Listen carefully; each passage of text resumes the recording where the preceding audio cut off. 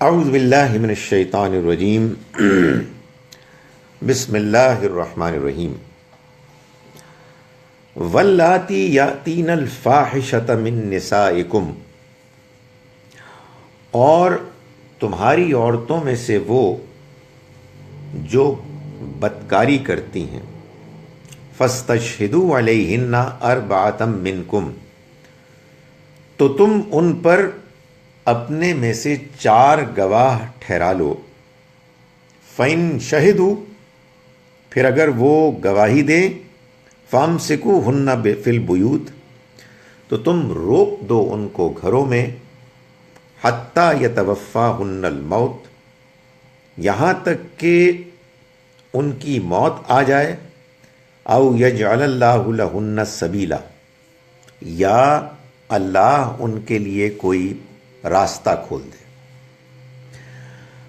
سورہ نساء میں نے آپ کو یہ بتایا تھا کہ اب جو مضمون شروع ہوا ہے وہ یہ ہے کہ ایک اچھے مسلمانوں کے معاشرے میں وہ کیا نمایاں باتیں ہیں کہ جو بنیادی ہیں،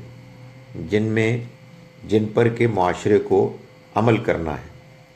ان میں جو سب سے پہلی بات ہم نے دیکھی پہلی آیت میں، جس میں اللہ نے یہ بتا دیا کہ تمام انسان برابر ہیں، سب آدم و حوا کی اولاد ہیں، ہمیں اللہ سے ڈرنا چاہیے کہ ہم اس کی بنائی ہوئی اس دنیا میں رہ رہے ہیں کہ جس میں اس نے جو کچھ بھی بنایا ہے اسی کا بنایا ہوا ہے۔ یہ انسان سارے کے سارے ہمارے ایک ہی خاندان کے افراد ہیں۔ ان میں مردوں اور عورتوں میں جو تقسیم ہے، یہ تقسیم بھی ضرورت، انتظام، گھرانے کو بنانے کے لیے ہے، ورنہ یہ سب برابر ہیں۔ اور اس کے نتیجے میں جو رشتہ داریاں وجود میں آتی ہیں، ان رشتہ داریوں میں بھی ہمیں لحاظ رکھنا ہے کہ ان کو توڑا نہ جائے۔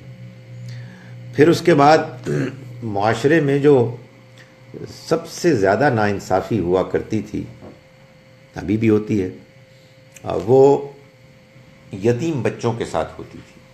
تو یتیم بچوں کے حقوق کو بیان کیا گیا اور اس کو بتایا تفصیل سے کہ ان کے معاملات کو کس طرح سے سر انجام دیا جائے گا۔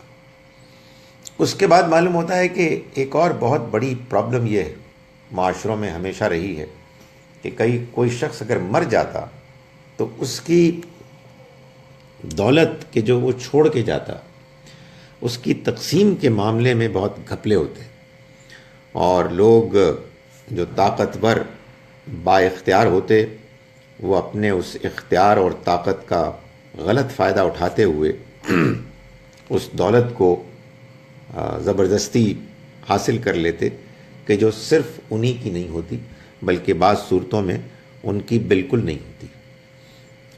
اس کو بیان کرنے کے بعد اب ایک اور تیسرے معاملے کو لیا اور فرمایا کہ تمہاری عورتوں میں سے وہ کہ جو فحش یعنی بدکاری کرتی ہیں، ان پر تم 4 گواہ ٹھہرا لو، اور پھر اگر وہ گواہی دیں تو تم ان کو روک لو ان کے گھروں میں، یہاں تک کہ یا تو ان کو موت آ جائے یا پھر اللہ ان کے لیے کوئی راستہ کھول لے۔ اللہ ان کے لیے راستہ کھولنے سے مراد یہ ہے کہ اللہ کوئی قانون بنا لے، اللہ اپنی شریعت میں ان کے لیے کوئی فیصلہ سنا دے۔ تو اللہ تعالیٰ نے یہ فیصلہ ابھی سے کیوں نہیں سنا دیا؟ اس کی وجہ یہ ہے کہ اللہ کے شریعت کے نفاذ امپلیمنٹیشن میں اس بات کا خیال رکھا گیا ہے کہ جب تک کہ حالات پوری طرح سے سازگار اور موافق نہیں ہوتے، اس وقت تک یہ نہیں کیا جائے گا کہ کوئی قانون بنا کر سب لوگوں پر اپلائی کر دیا جائے گا۔ لوگوں کے اپنے حالات ہوتے ہیں، ماحول معاشرے میں اپنا ایک فضا ہوتی ہے جو ابھی کنڈیوسو نہیں ہوتی، سازگار نہیں ہوتی۔ تو اس لیے جب تک کہ ماحول سازگار نہ ہو، جب تک کہ حالات کم سے کم اتنے نہ ہو جائیں کہ جتنے ہونے کے نتیجے میں معاشرے کے لیے، سوسائٹی کے لیے قانون کے نفاذ کا موقع آ جاتا ہے، اس سے پہلے جلدی میں قانون بنا کر نافذ کرنا یہ اللہ کے ہاں کوئی بہت حکیمانہ بات نہیں ہے۔ میں اس سے پہلے کئی مرتبہ یہ بیان کر چکا ہوں کہ غلامی کے مسئلے میں بھی اللہ تعالیٰ نے اس خاص پہلو کو پیش نظر رکھا، جس کے نتیجے میں قرآن مجید میں بعض جگہوں پر غلاموں کے بارے میں ایسا بیان ملتا ہے جس سے کہ بہت سے لوگوں کو یہ غلط فہمی ہوئی کہ گویا کہ اللہ کے دین میں غلامی، غلام، لونڈیوں کے رکھنے کا بھی ایک جواز ہے۔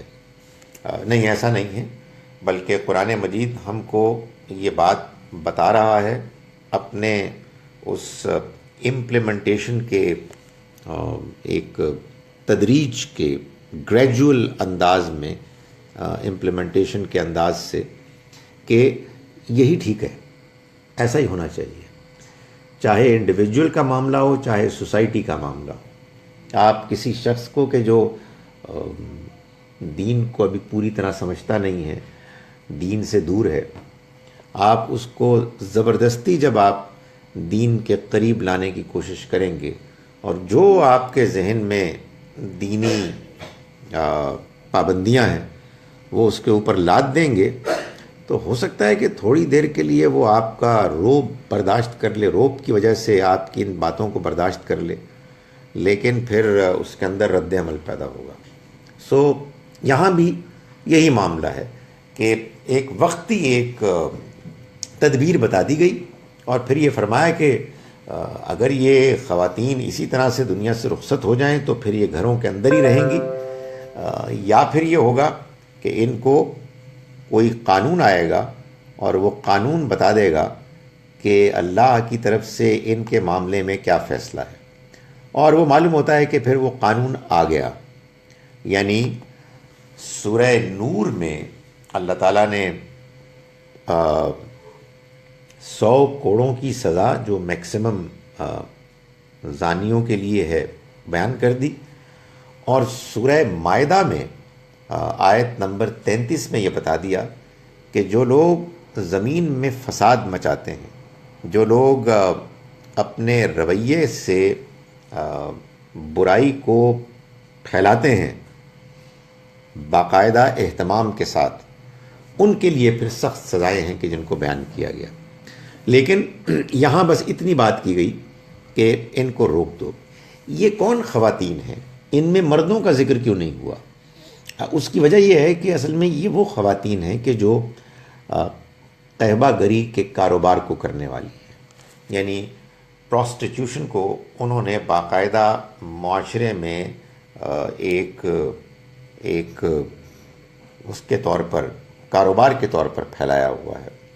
اس میں ظاہر ہے کہ مردوں کا رول اس طرح سے نہیں ہوتا، یہ خواتین ہیں کہ جو یہ کام کر رہی ہیں اور کما رہی ہیں، مال کما رہی ہیں اور برائی کو پھیلا رہی ہیں۔ تو ان کے بارے میں یہ فرما دیا کہ 4 گواہ مقرر کر لو۔ یعنی وہ گواہ کیا کریں گے؟ وہ یہ کریں گے، وہ کہیں گے جی کہ ہم جانتے ہیں کہ یہ محلے میں یہ گھر ہے اور اس میں عجیب و غریب ایکٹیویٹی ہو رہی ہے، لوگ آتے ہیں جاتے ہیں، and it doesn't look good. بھائی یہ گواہی، اس گواہی سے مراد یہی گواہی ہے کہ ان کے بارے میں یہ بات معلوم ہے اور کم سے کم 4 افراد مل کے اس بات کو کنفرم کر رہے ہیں۔ یہ سورہ نور میں جب موقع آئے گا تو میں اس کو ڈسکس کروں گا کہ یہ عام زنا کے بارے میں بھی اللہ تعالیٰ نے اسی 4 گواہوں کی شرط کو مقرر کیا ہے، اور اس کی وجہ یہ ہے کہ اگر کوئی اکا دکا کوئی واقعہ ہوتا ہے چھپ چھپا کے، تو اس کو ڈسکس کر کے عام نہیں کرنا چاہیے کہ خواہ مخواہ اس کے نتیجے میں معاشرے میں یہ وبا اور پھیلے۔ اور اگر کوئی اتنا نمایاں ہو گیا ہے کہ everybody knows about it اور 4 لوگ مل کے اس کی باقاعدہ گواہی دینے کے لیے تیار ہیں، تو پھر مقدمہ دائر ہو جائے گا۔ یہ بات کہ اس مقدمے کو مان لیا جائے یا جرم ثابت ہو جائے یا ثابت نہ ہو، یہ تو ظاہر ہے کہ آگے پروسیڈنگ سے طے ہوگا، اس کی ایویڈنسز کو سامنے رکھا جائے گا، لیکن 4 گواہوں کے بغیر تو مقدمہ ہی نہیں چلے گا، یعنی بات آگے بڑھے گی نہیں۔ فرمایا کہ وَاللَّذَانِ يَأْتِيَانِهَا مِنْكُمْ، اور وہ 2 یعنی مرد و عورت جو آئیں یہ کام کرتے ہوئے، یعنی فحش کام کرتے ہوئے، زنا کرتے ہوئے، منکم تم میں سے، فَعَزُوهُمَا تو تم ان کو اذیت دے دو، تم ان کو کوئی ایسی تکلیف پہنچاؤ جو سزا کی نوعیت کی ہو۔ فَإِن تَابَا وَأَصْلَحَا پھر اگر وہ توبہ کریں اور اصلاح کریں، فارض یعنی بس ٹھیک ہے، تم نے ان کو سزا دے دی ہے، انہوں نے توبہ کی ہے، بس اب چھوڑ دو ان کو۔ ان اللہ کان توابا رحیمہ، یقیناً اللہ بہت توبہ قبول کرنے والا، درگزر کرنے والا ہے اور رحم کرنے والا ہے۔ یہاں اب جو آرڈنری جو ایک عام برائی ہے کنسنٹ کے ساتھ فورنیکیشن ایڈلٹری کی، اس کو بیان کیا جا رہا ہے کہ اگر یہ ایسے ہو، یعنی یہ کوئی کاروبار کی نوعیت کی چیز نہیں ہے، تو پھر ان کو پکڑو اور جو اس وقت تم سزا دے سکتے ہو اس کو اوپن رکھا گیا، یعنی کوئی چیز اسپیسیفائی نہیں کی گئی جب تک کہ قانون نہیں آ گیا۔ اور قانون میں نے آپ کو بتایا کہ سورہ نور میں آ گیا، جس میں کہ یہ بتایا کہ اس میں میکسیمم سزا جو ہے وہ 100 کوڑے ہیں جو لگیں گے، اور وہ اس صورت میں ہوگا کہ جب 4 گواہ اس بات کو بیان کریں کہ ایسا ہوا ہے۔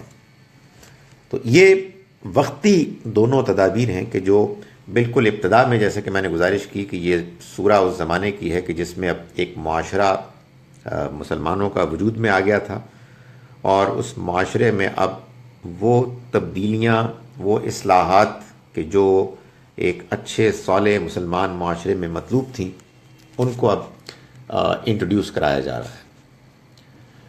اب اس کے بعد یہ جو کہا گیا کہ سزا مل گئی، تو سزا ملنے کے بعد اگر انہوں نے توبہ کر لی تو اللہ بھی توبہ قبول کرنے والا ہے۔ اس کو واضح کیا کہ اس سے کیا مراد ہے، یعنی توبہ کے بارے میں اللہ کا کیا قانون ہے۔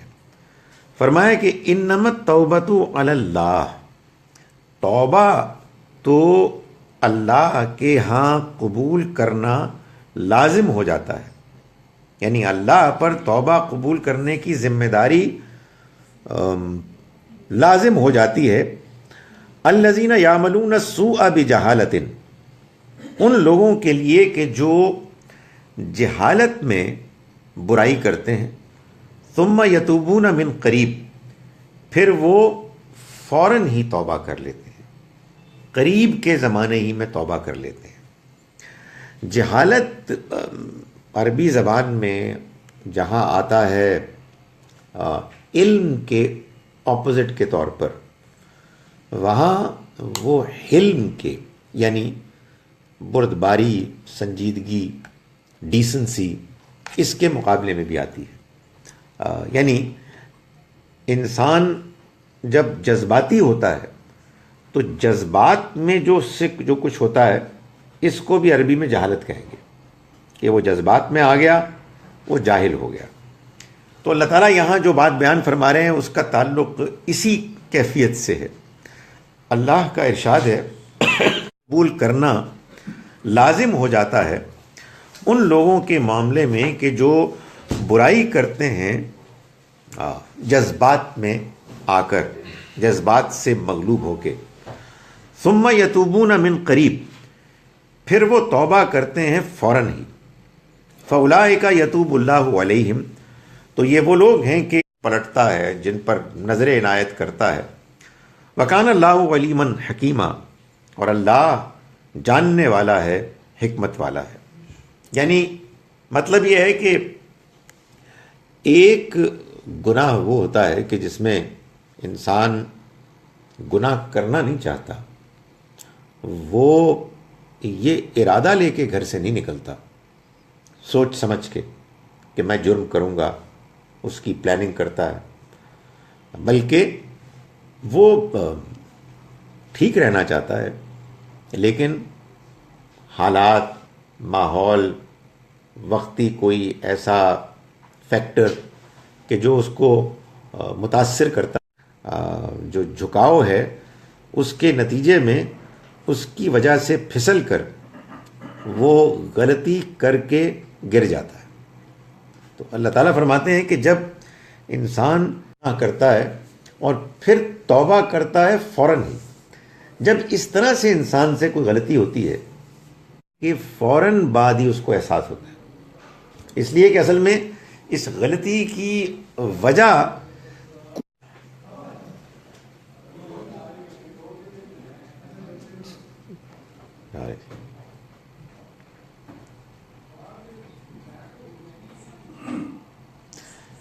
اس کے نتیجے میں ہوتا یہ ہے کہ انسان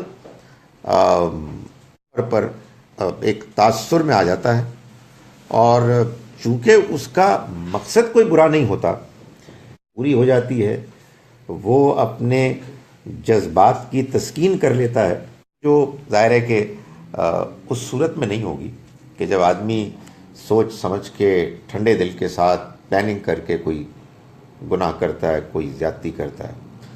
تو اللہ تعالیٰ فرماتے ہیں ان لوگوں کے بارے میں کہ اللہ کے ہاں توبہ کو قبول کرنا لازم ہو جاتا ہے ان لوگوں کے بارے میں کہ جو برائی کرتے ہیں جذبات سے مغلوب ہو کر، اور پھر فوراً ہی توبہ کر لیتے ہیں۔ یہ فوراً توبہ کرنا ظاہر ہے کہ اس صورت میں ہوتا ہے کہ جیسے ہی جذبات ٹھنڈے ہوئے، احساس وغیرہ میں نے کیا کیا۔ غصہ اس کی بڑی اچھی مثال ہے۔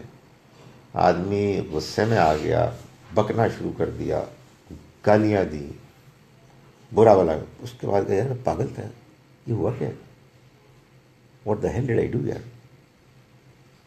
یہ انسان کے اوپر اثر ہوتا ہے۔ ظاہر ہے کہ اس کا یہ مطلب نہیں ہے کہ آپ اس طرح کے جذبات میں آ کے برائی کریں، لیکن میں گزارش کر رہا ہوں کہ ایسا بعض اوقات ہو جاتا ہے، آدمی جہالت میں آ جاتا ہے۔ وہ کہتے ہیں نا کہ وہ ٹیمپرری انسینٹی ہوتی ہے، وہ اس وقت اس کو احساس ہی نہیں ہوتا کہ وہ کیا کر رہا ہے۔ تو جو ایسا ہوگا وہ اس وقتی تاثر سے جیسے ہی باہر نکلے گا اسے احساس شرمندگی ہوگا۔ اسی کو اللہ تعالیٰ فرما رہے ہیں کہ ثم یتوبون من قریب، پھر وہ فوراً توبہ کرتے ہیں۔ فاولئک یتوب اللہ علیہم، تو یہ وہ لوگ ہیں کہ اللہ جن کی طرف رجوع کرتا ہے، جن کی توبہ قبول کرتا ہے۔ وکان اللہ علیما حکیما، اور اللہ جاننے والا ہے، حکمت والا ہے۔ یعنی وہ جانتا ہے کہ کون لوگ ہیں کہ جو سوچ سمجھ کے، جان بوجھ کے، پلاننگ کے ساتھ گناہ نہیں کرتے، بلکہ ان سے وقتی طور پر جذبات سے متاثر ہو کے گناہ ہوتے ہیں۔ تو اللہ جانتا ہے ان کے بارے میں، اور اللہ ایسے لوگوں کو پھر توفیق دیتا ہے کہ وہ جیسے ہی ان کے اوپر سے وہ اثر ختم ہوتا ہے وہ اللہ سے معافی مانگتے ہیں۔ اور وہ حکمت والا ہے، اس کی حکمت کا یہ تقاضا ہے کہ وہ دونوں طرح کے لوگوں میں فرق کرے۔ اس کی حکمت کا یہ تقاضا ہے کہ وہ اپنے بندوں کے معاملے میں یہ نہ کرے کہ اگر کوئی شخص کسی خاص صورتحال میں اپنی کمزوری کی وجہ سے وقتی طور پہ مبتلا ہو جائے تو وہ اس کو پکڑ لے۔ یہ آپ یوں سمجھیے کہ ایک انتہا بیان کی ہے، اب ایک دوسری ایکسٹریم بیان کی گئی۔ فرمایا وَلَيْسَتِ التَّوْبَةُ، اور لوگوں کے لیے کوئی توبہ نہیں ہے، الَّذِينَ يَعْمَلُونَ السَّيِّئَاتِ، جو گناہ کیے چلے جاتے ہیں، حَتَّى إِذَا حَضَرَ أَحَدَهُمُ الْمَوْتُ، یہاں تک کہ جب ان میں سے کسی کی موت کا وقت قریب آ جاتا ہے تو وہ کہتے ہیں قَالَ إِنِّي تُبْتُ الْآنَ، تو وہ کہتا ہے کہ اب میں نے توبہ کر لی، ان کی توبہ قبول نہیں ہوگی۔ وَلَا الَّذِينَ يَمُوتُونَ وَهُمْ كُفَّارٌ، اور نہ ہی ان لوگوں کی توبہ قبول ہوگی کہ جنہیں موت آتی ہے اس طرح سے کہ وہ جان بوجھ کر انکار کرنے والے بنے رہتے ہیں۔ اولئک اعتدنا لہم عذابا علیما، یہ وہ لوگ ہیں کہ جن کے لیے ہم نے ایک دردناک عذاب تیار کر رکھا ہے۔ سو دو الگ الگ چیزیں واضح ہو گئیں، جس سے غلطی سے وقتی تاثر، حالات، ماحول کی وجہ سے she didn't mean anything bad ہو گیا، اور وہ غلطی ہو جانے کے بعد فوراً احساس ہو گیا، اور احساس ندامت میں اس نے جو اس کے اندر جو جذبات تھے اس سے اللہ کی طرف رجوع کیا، تو اللہ نے فرمایا، اللہ تعالیٰ فرماتا ہے میں معاف کر دوں گا۔ لیکن جو دوسری حد بیان کر دی وہ یہ ہے کہ اگر کوئی شخص جو گناہ کرنے کے بعد انسان کے اوپر اللہ کی طرف سے اس کے ضمیر میں ایک احساس ہوتا ہے، وہ اس کو اگنور کر دیتا ہے، اس سے فائدہ نہیں اٹھاتا، بلکہ اس کو اپنے گناہ میں اتنا مزہ آتا ہے، یا وہ اپنے گناہ میں اس قدر انوالو ہو جاتا ہے، اس کو جسٹیفائی کرنے لگتا ہے۔ یہی سب سے بڑی پرابلم ہے کہ آپ اپنی برائی کو جسٹیفائی کرنے لگے، آپ لاجک بیان کرنا شروع کر دیں، آپ اس کو فلسفائز کرنے لگیں کہ اصل میں تو یہ فلسفہ ہے، یہ یوں ہونا چاہیے، تو پھر اس کے بعد وہ اس کی توفیق نہیں پاتا، اور موت کے قریب آ جانے کے بعد جب وہ توبہ کرتا ہے تو اس کی توبہ اللہ تعالیٰ فرما رہے ہیں ہرگز قبول نہیں ہوگی۔ اس کا کیا مطلب ہے؟ اس کا مطلب یہ ہے کہ اللہ تعالیٰ کوئی ایج بتا رہے ہیں کہ ریٹائرمنٹ کی ایج کے بعد تو تم توبہ نہیں کر سکتے، نہیں، 70 سال کی عمر میں نہیں کر سکتے، یہ نہیں بتا رہے، بلکہ یہ بتا رہے ہیں کہ ایک موقع ایسا ہوتا ہے زندگی میں، شاید ساروں کی، شاید اکثر کی، یا شاید بہت سوں کی، لیکن ہم میں سے کوئی اس کو یقینی طور پر تو بیان نہیں کر سکتا، مگر یہ ہوتا ہے کہ موت آنے سے پہلے موت نظر آ جاتی ہے، اور جب موت نظر آ جاتی ہے تو پھر اصل میں جس کو کہتے ہیں نا دا میچ از اوور، بات ختم ہو گئی، اب آپ گول نہیں کر سکتے، ویسل بچ چکی ہے، سانس آ رہا ہے، maybe you are physically fit for a while, مگر آپ کو پتہ لگ گیا ہے۔ یہ کیا چیز ہے یہ میں کلیئرلی تو نہیں بیان کر سکتا، مگر قرآن کے اس بیان سے معلوم ہوتا ہے کہ ایسا ہوتا ہے، اور کچھ لوگوں کی باتوں سے بھی معلوم ہوتا ہے کہ وہ کہتے ہیں یہ ہمیں نظر آ گئے، کچھ لوگ نظر آ گئے، بتا دیتے ہیں، یعنی اتنے حیرت انگیز طریقے سے واضح طور پر بتا دیا جاتا ہے کہ آدمی کہتا ہے کہ یہ کیسے ان کو پتہ لگ گیا تھا۔ تو جب موت آ جائے، یعنی موت سامنے آ جائے، اس میں عمر کی کوئی قید نہیں ہے، تو پھر اس کے بعد توبہ نہیں ہو سکتی۔ وجہ یہ ہے کہ ہم سب انسانوں کا جو امتحان ہے نا، وہ امتحان ہے غیب میں رہتے ہوئے اپنے آپ کو ٹھیک رکھنے کا امتحان۔ اللہ موجود ہے، نظر نہیں آ رہا، آخرت کو ہونا ہے، ہم نے دیکھا نہیں ہے، فرشتے ہیں موجود مگر ہم نہیں دیکھ سکتے ان کو۔ بھائی جب فرشتے نظر آ گئے اس کے بعد کون پاگل کہے گا کہ یار میں نے ذرا 5 منٹ دے دیو، میں سگریٹ نہ پیوں گا، یہ کیسے ہو سکتا ہے؟ وہ تو پھر بندے کو تو ہوگا یار یہ کیا ہوا یار، یہ تو this is a reality, my goodness, oh God, یہ تو سچا ہے۔ یعنی میں یہ نہیں کہہ رہا کہ ہم انکار کرنے والے ہیں، لیکن یار ماننے کے باوجود نہیں ہوتا یہ پورا یقین کہ یار اچھا ہو جائے گا، تو وہ اگر نظر آ گیا تو اس کے بعد کیا ہوگا؟ اس کے بعد کچھ نہیں ہوگا، اس پہ تو ظاہر ہے سارے کہیں گے یار بس توبہ، ایک مہلت اور ملے، تو اللہ تعالیٰ فرماتے ہیں نہیں پھر نہیں ہوگا، then it's going to be over. نہیں کچھ نہیں، وہ بھی کچھ نہیں۔ دیکھیں گزارش یہ ہے کہ اس میں ایک اور بات سمجھ لیں کہ یہ جو ہے نا توبہ، یہ بس اللہ تعالیٰ نے بات سمجھائی ہے، یہ جو توبہ ہے یہ کوئی مذاق تو نہیں ہے، یعنی اس کی توفیق ملتی ہے انسان کے اندر، ایک میلان، ایک جھکاؤ، پیدا ہوتا ہے ویسے نہیں ہو جاتا. مطلب یہ کہ آدمی کہے جی کہ اچھا جناب مسٹر ایکس وائی زیڈ اب آپ توبہ کریں, تو ہو سکتا ہے وہ بڑی زبردست ایکٹنگ کرے, لیکن توبہ تو اندر سے ہوتی ہے. یہ قرآن مجید کا بڑا ایک آپ کا یہ فیورٹ موضوع ہے, بار بار ڈسکس ہوا ہے کہ تم نہیں چاہ سکتے جب تک کہ اللہ نہ چاہے, اور اللہ جانتا ہے, حکمت والا ہے, اسے معلوم ہے کہ کون ہے کہ جو اس کو ڈیزرو کرتا ہے, لیکن اس نے یہ بتا دیا کہ یہ بس یہ موت سے پہلے پہلے ہے. میں ایسے ہی آپ کو بتاتا ہوں, ہمارے درمیان اتفاق سے آج ایک جی ڈی پائلٹ موجود ہے. مجھے 2-3 مرتبہ عدنان صاحب, آئی ڈونٹ نو آپ کو کبھی ملے نہیں ملے, مجھے پائلٹس نے بتایا الگ الگ سے جن کے ساتھ یہ واقعہ ہوا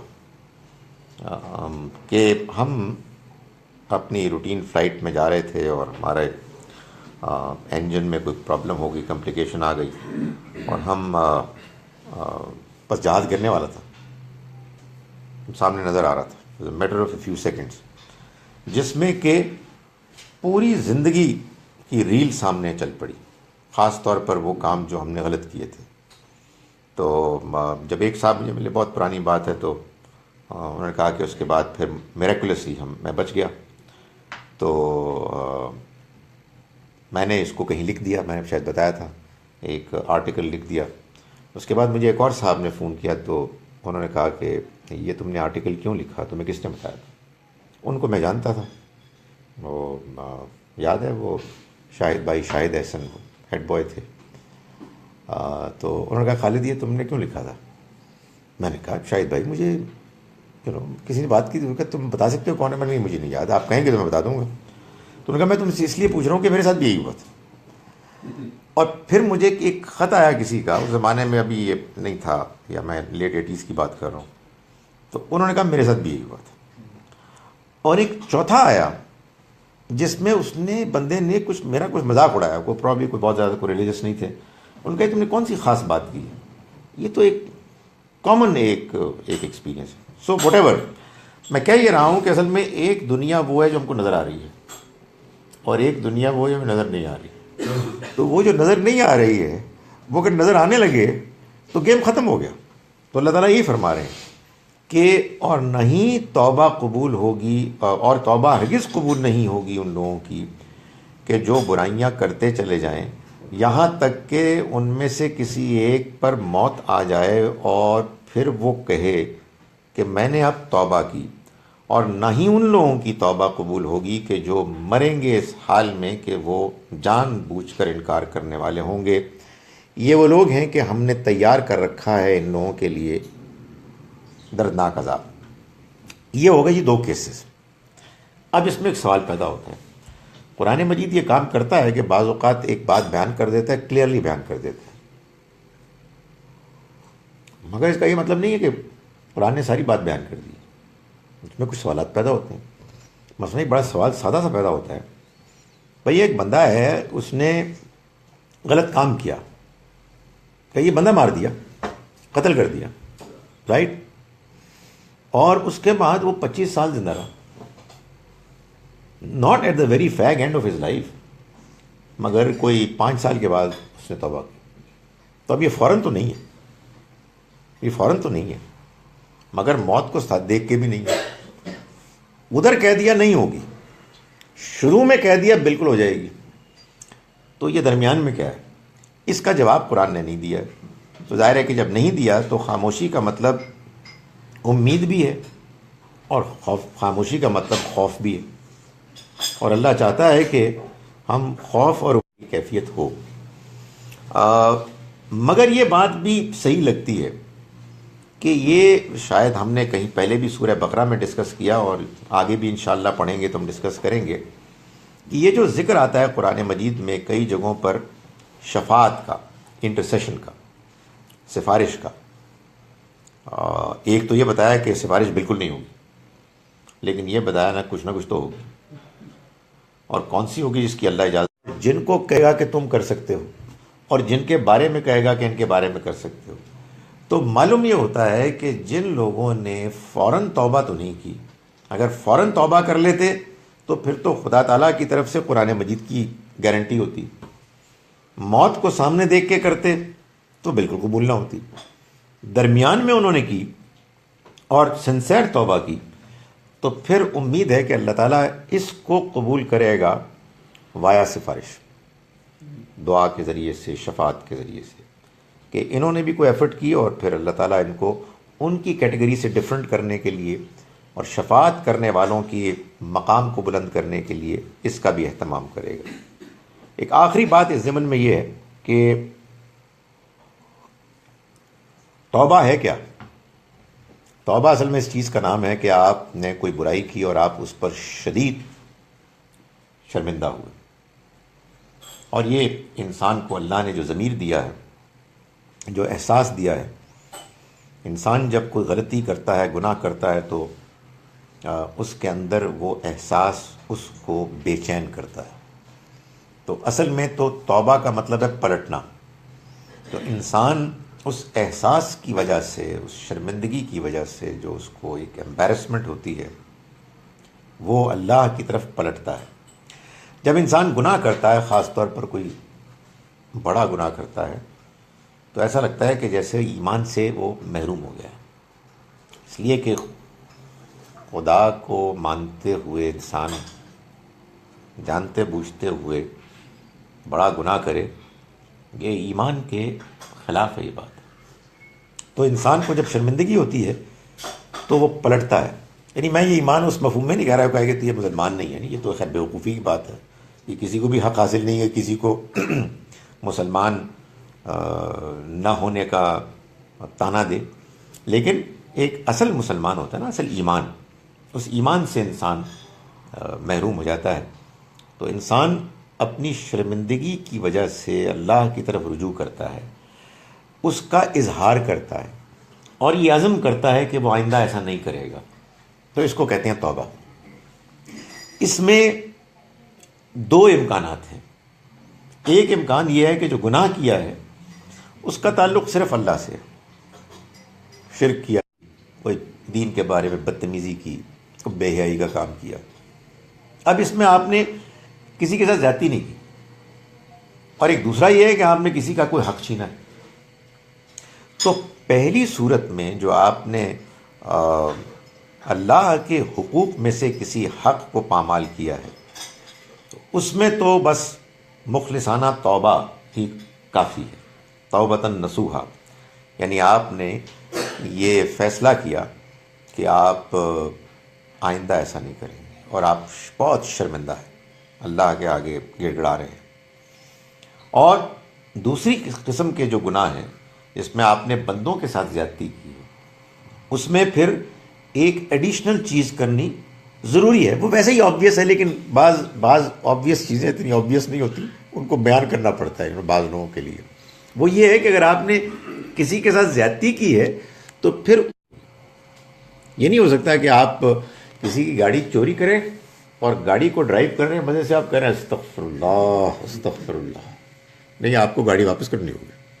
اس کے بغیر آپ کی توبہ استغفار بالکل ڈرامہ ہے، اس لیے کہ آبویسلی جب آپ کو شرمندگی ہوگی تو سب سے پہلا آپ کام نہیں کریں گے، یار میں ایم ریلی سوری یار، اس کو واپس لو۔ تو یہ وہ وجہ ہے، میں آپ کو بتا رہا ہوں، یہ وہ وجہ ہے کیا کہ گناہ کے یہ دو ڈفرنٹ کیٹیگریز ہیں، ایک اللہ کے حقوق میں زیادتی کرنا اور ایک بندوں کے حقوق پہ زیادتی کرنا۔ بندوں کے حقوق بھی اللہ کے حقوق ہوتے ہیں۔ تو بندوں کے حقوق میں زیادتی کے نتیجے میں انسان جب توبہ کے ساتھ رجوع کرتا ہے تو اس کو اس زیادتی کی کمپنسیشن تلافی بھی کرنی ہوتی ہے۔ بس یہی فرق ہے حقوق اللہ اور حقوق العباد میں۔ نہ جانے یہ کس نے آ کے یہ شاعری کر دی اور لوگوں کو کہا کہ اللہ بھی اپنے تو گناہ معاف کر دے گا، بندوں کو نہیں معاف کرے گا۔ حالانکہ اللہ تعالیٰ جو کہتے ہیں ان اللہ لا یغفر ان یشرک بہ، اللہ ہرگز معاف نہیں کرے گا کہ اس کے ساتھ شریک، وَيَغْفِرُ مَا دُونَ ذَلِكَ لِمَن يَشَاءُ، اور باقی گناہوں کو وہ معاف کر سکتا ہے۔ تو شرک تو صرف اللہ کے ساتھ زیادتی ہے، کسی کے ساتھ زیادتی نہیں ہے۔ مگر ہمارے یہاں جب آپ دیکھیں نا، انسان کا جب مزاج بگڑتا ہے اور وہ ہے نا پابندیاں کچھ، وہ دین پر عمل کرنا تھوڑا ڈسپلن کا کام ہے نا، مزہ نہیں آ رہا ہوتا تو بورنگ سا بھی لگتا ہے، تو آدمی پھر اس کو ڈسٹرب کرنے کی کوشش کرتا ہے، تو پھر جب وہ ڈسٹربنس شروع ہوتی ہے تو اس میں فلسفہ بھی آتا ہے، اس میں دلائل بھی آتے ہیں، اور اس میں شاعری بھی آتی ہے۔ درد دل کے واسطے پیدا کیا انسان کو، ورنہ طاعت کے لیے کچھ کم نہ فکر رو گیا۔ اچھا، اب نہ یہ قرآن ہے نہ حدیث ہے، اب شعر ہے تو شعر بھی کسی بڑے شعر کا ہونا چاہیے۔ وہ بڑا شعر کون ہے؟ علامہ اقبال۔ حالانکہ علامہ اقبال کا یہ شعر نہیں ہے، وہ شاعر کوئی اور، لیکن وہ مشہور ہو گیا۔ سو گزارش یہ ہے کہ یہ جو توبہ ہے، یہ قرآن مجید نے بیان کیا کہ یہی اصل میں ذریعہ ہے انسان کے بڑے گناہوں سے بچنے کا۔ یہ اللہ تعالیٰ نے بڑی خوشخبری سنا دی ہے۔ آگے جا کے اسی سورہ مبارکہ میں یہ آیت بھی آ جائے گی کہ جو دائرہ ما تنہون عنہ، اگر تم اجتناب کرو گے ان بڑے بڑے گناہوں سے جن سے تم کو روکا گیا ہے، نکفر عنکم سیئاتکم، تو ہم تم سے تمہاری سیئات، چھوٹے گناہوں کو دور کر دیں، نماز سے، روزے سے، وضو سے، توبہ استغفار سے، یعنی کوئی زبان سے کوئی غلطی ہو گئی، کوئی نگاہ سے بے باکی ہو گئی، کوئی فلاں کام ہو گیا، لیکن جو بڑے گناہ ہیں ان کے لیے توبہ ہے، اور جو سیئات ہیں جو چلتے پھرتے ہو جاتے ہیں، اور ظاہر ہے کہ پلاننگ کے ساتھ نہیں ہوتے، وہ ہیں کہ جن کو کہ اگر انسان باقاعدگی سے اللہ کی عبادت کر رہا ہے، وہ نماز روزہ وغیرہ کا اہتمام کر رہا ہے، تو ان کو معاف کر دیا جائے۔ فرمایا کہ اب یہ بات ہو گئی، یا ایھا الذین آمنوا، ایمان والو، لا تحل لکم ان ترثوا النساء کرہا، تمہارے لیے جائز نہیں ہے کہ عورتوں کو زبردست، عورتوں کے وارث بن جاؤ زبردستی۔ یعنی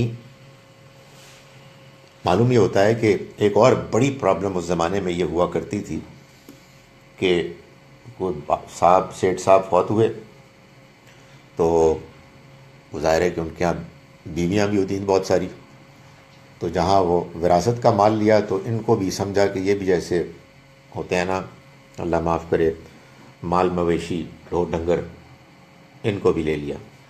تو اللہ تعالیٰ نے یہ نہیں ہو سکتا، یہ کیا زیادتی، کیا بدتمیزی ہے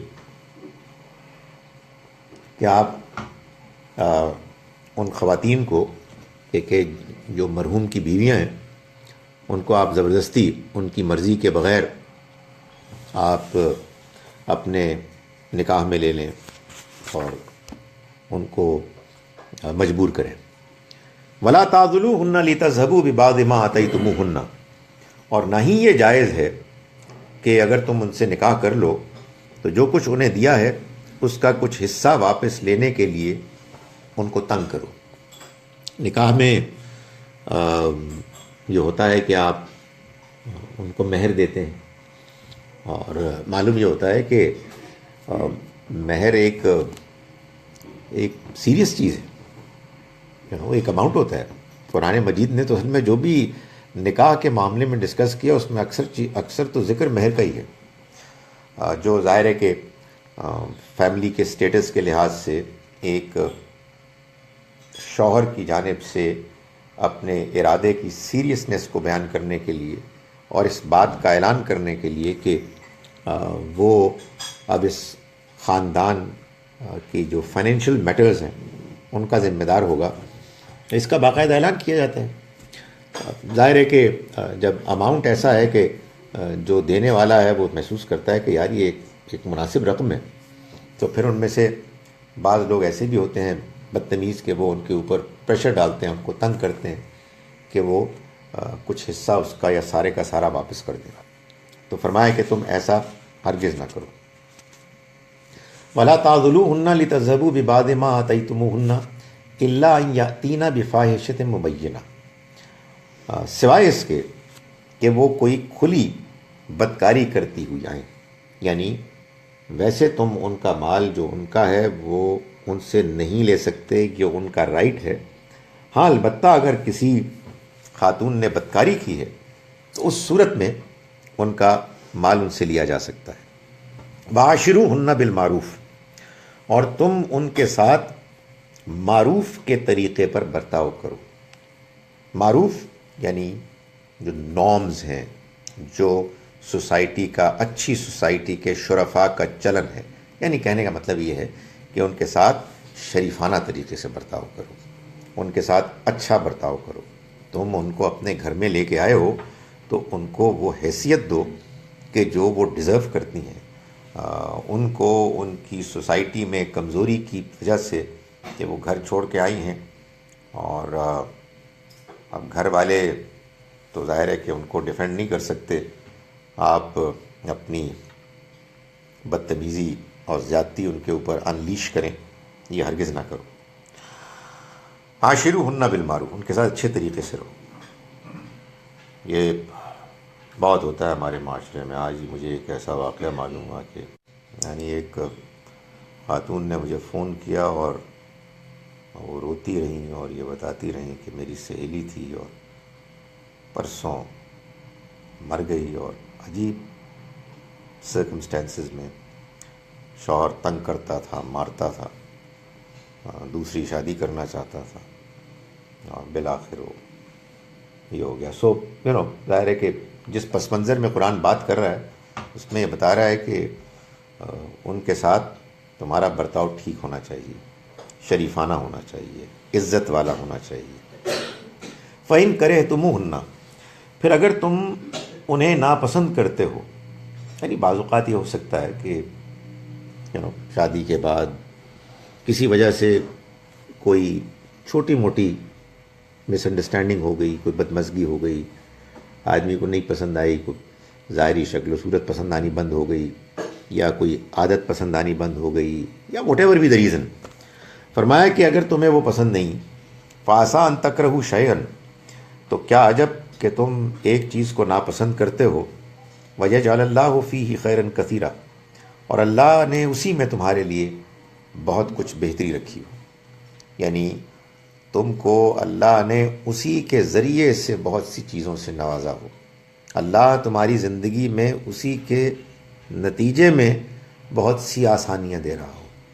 یعنی یہ جیسے آتا ہے نا بالکل شروع میں سورہ نساء کے، یہ خدا کا کنبہ ہے، یہ اللہ کے بندے بندیاں ہیں. تو تم ان کے ساتھ اگر تم نے زیادتی کرنے کی کوشش کی تو بچو گے نہیں. اور تمہیں کیا پتا کہ تم کسی کے ساتھ بھلائی کر رہے ہو، اور ٹھیک ہے کچھ تمہیں ناگواری ہے مگر تم ایڈجسٹ کر رہے ہو، تم ڈیفیکلٹ سچویشن میں اپنے آپ کو سمجھا رہے ہو کہ یار میرے رب کا حکم ہے، یہ اس کی بنائی ہوئی دنیا ہے. اب یہ کیا بات ہوئی کہ آدمی بدمزگی میں زندگی گزارے اور خود بھی تنگ ہو، دوسروں کو بھی تنگ کرے. تو آدمی جب ایڈجسٹ کرتا ہے، اور ظاہر ایڈجسٹمنٹ کا مطلب یہ ہوتا ہے کہ کوئی پرابلم ہے. فرض کیجئے کہ آپ نے 50 سال کی رفاقت میں ایسا لگا کہ پکنک منا رہے ہیں، کدھر ہوتا ہے. لیکن فرض کیجئے تو پھر آپ نے کیا گیا، پھر تو کچھ بھی نہیں ہوا. بس یہی ہوگا، چخ چخ، کوئی پخ پخ، کوئی یہی کچھ ہوتا رہے گا. کبھی وہ فرماویں گی، کبھی ہم کچھ کریں گے. تو یہ تو تھوڑا بہت تو ہوگا نا، نوک جھونک. تو اللہ تعالیٰ نے فرمایا کہ اس میں تب جب تم ایڈجسٹ کرو گے اور تم اس کے باوجود اچھی طرح سے نبھاؤ گے، تو تمہیں کیا پتا کہ تم ایک چیز کو ناپسند کرتے ہو. وَيَجْعَلَ اللَّهُ فِيهِ خَيْرًا كَثِيرًا، اور اللہ نے تمہارے لیے اسی میں بہت خیر کثیر دنیا اور آخرت کا رکھا ہو. یہ آنیسٹلی بڑے لوگوں کی باتیں بڑی ہوتی ہیں. میں نے دیکھا ہے بعض لوگ یہ کہتے بھی ہیں اور نظر بھی آتا ہے، اور بعض چیزیں ایسی نظر آتی ہیں جن کو ڈسکرائب نہیں کیا جا سکتا. گریٹ لوگوں میں کہ یار ماشاء اللہ، یار my goodness, I don't know, so difficult یار، مگر وہ کر رہے ہیں. اینڈ وہ دے آر آؤٹ اسٹینڈنگ، مطلب دنیا میں وہ ایکسل کر رہے ہیں، مگر وہ کہتے ہیں گھر میں بلی بنے ہوئے. تو یہ بڑی بات ہے یار کہ ایک بندہ ہے جو کہہ رہا ہے کہ یار میں بدمزگی نہیں چاہتا، میں ماحول کو اچھا کروں گا. تو اللہ تعالیٰ ایسا لگتا ہے وعدہ کر رہا ہے کہ یار تم میری خاطر کرو نا، ٹرائی اٹ، اور میں پھر تمہارے لیے دروازے کھولوں گا. کیونکہ یہ دنیا یہ کوئی جنت کرنے تو نہیں آئے ہو، یہ تو آزمائش ہے. اس آزمائش میں ٹھیک ہے، یہ اللہ نے ظاہر ہے کہ طلاق کا دروازہ کھولا ہوا ہے، ایکسٹریم کیس میں کچھ بھی ہو سکتا ہے، بٹ اکثر کیسز ایکسٹریم نہیں ہوتے، چھوٹی موٹی کوئی ہوتی ہے. تو فرمایا کہ اس میں تمہارے لیے خیر کثیر رکھا ہے. وَإِنْ أَرَدْتُمُ اسْتِبْدَالَ زَوْجٍ مَكَانَ زَوْجٍ، اور اگر تم ارادہ کرو ایک بیوی کو دوسری سے بدلنے کا، یعنی یہ بھی ہو سکتا ہے کہ ایک سچویشن یہ آ جائے کہ بالآخر آدمی کہے نہیں یار یہ اٹس ناٹ ورکنگ. وَآتَيْتُمْ إِحْدَاهُنَّ قِنْطَارًا، اور تم نے ان میں سے کسی ایک کو ڈھیروں مال دیا ہوا، فَلَا تَأْخُذُوا مِنْهُ شَيْئًا، تم اس سے کوئی چیز واپس نہ. یہ سورہ بقرہ میں بھی یہ بیان ہوئی ہے بات، اور یہاں بھی ہوئی ہے. آئی ڈونٹ نو کیسے لوگوں نے ان دونوں جگہوں کا مطلب یہ لیا ہوا ہے کہ تم ان سے مہر نہ لو. اور مہر تو آپ نہیں سکتے بھائی، اٹس ناٹ یورس، اس کا تو کوئی سوال ہی پیدا نہیں ہوتا. یہ تو وہ اور بات کی جا رہی ہے کہ آپ نے اچھے موقعوں پر کوئی گاڑی دے دی، کوئی مکان دے دیا، کوئی انگوٹھی دے دی، کوئی ہار دے دیا، موجیں آگے کچھ دے دیا تو اب اس کے بعد آپ کے اختلافات شروع ہو گئے میں نے واپس کر میں تو وہ دیتا تھی فوڈ دیتا تھی میں نے واپس کر. واٹ ڈو یو مین یار؟ مطلب یہ کہ اللہ تعالیٰ ایسا لگتا ہے کہ انسان کو ڈیسنٹ بنانا چاہتا ہے، شریف قاعدے ضابطے کے مطابق اللہ سے ڈرنے والا. تو فرمایا کہ تم ان سے کچھ نہ لو، یو کی ناٹ. اتاخذونہ بہتانا و اثما مبینا، کیا تم ان سے لوگے ان پر بہتان لگا کے اور کھلی حق تلفی کر کے. یعنی ظاہر ہے کہ اگر بات یہاں تک پہنچ جائے کہ آپ ان سے وہ لینے کی کوشش کر رہے ہیں مہر، تو وہ تو لے نہیں سکتے جب تک کہ آپ ان کے اوپر کھلی بے حیائی کا الزام نہ لگائیں. لیکن کوئی چیز بھی آپ لیں گے تو کوئی نہ کوئی بہانہ تو بنائیں گے.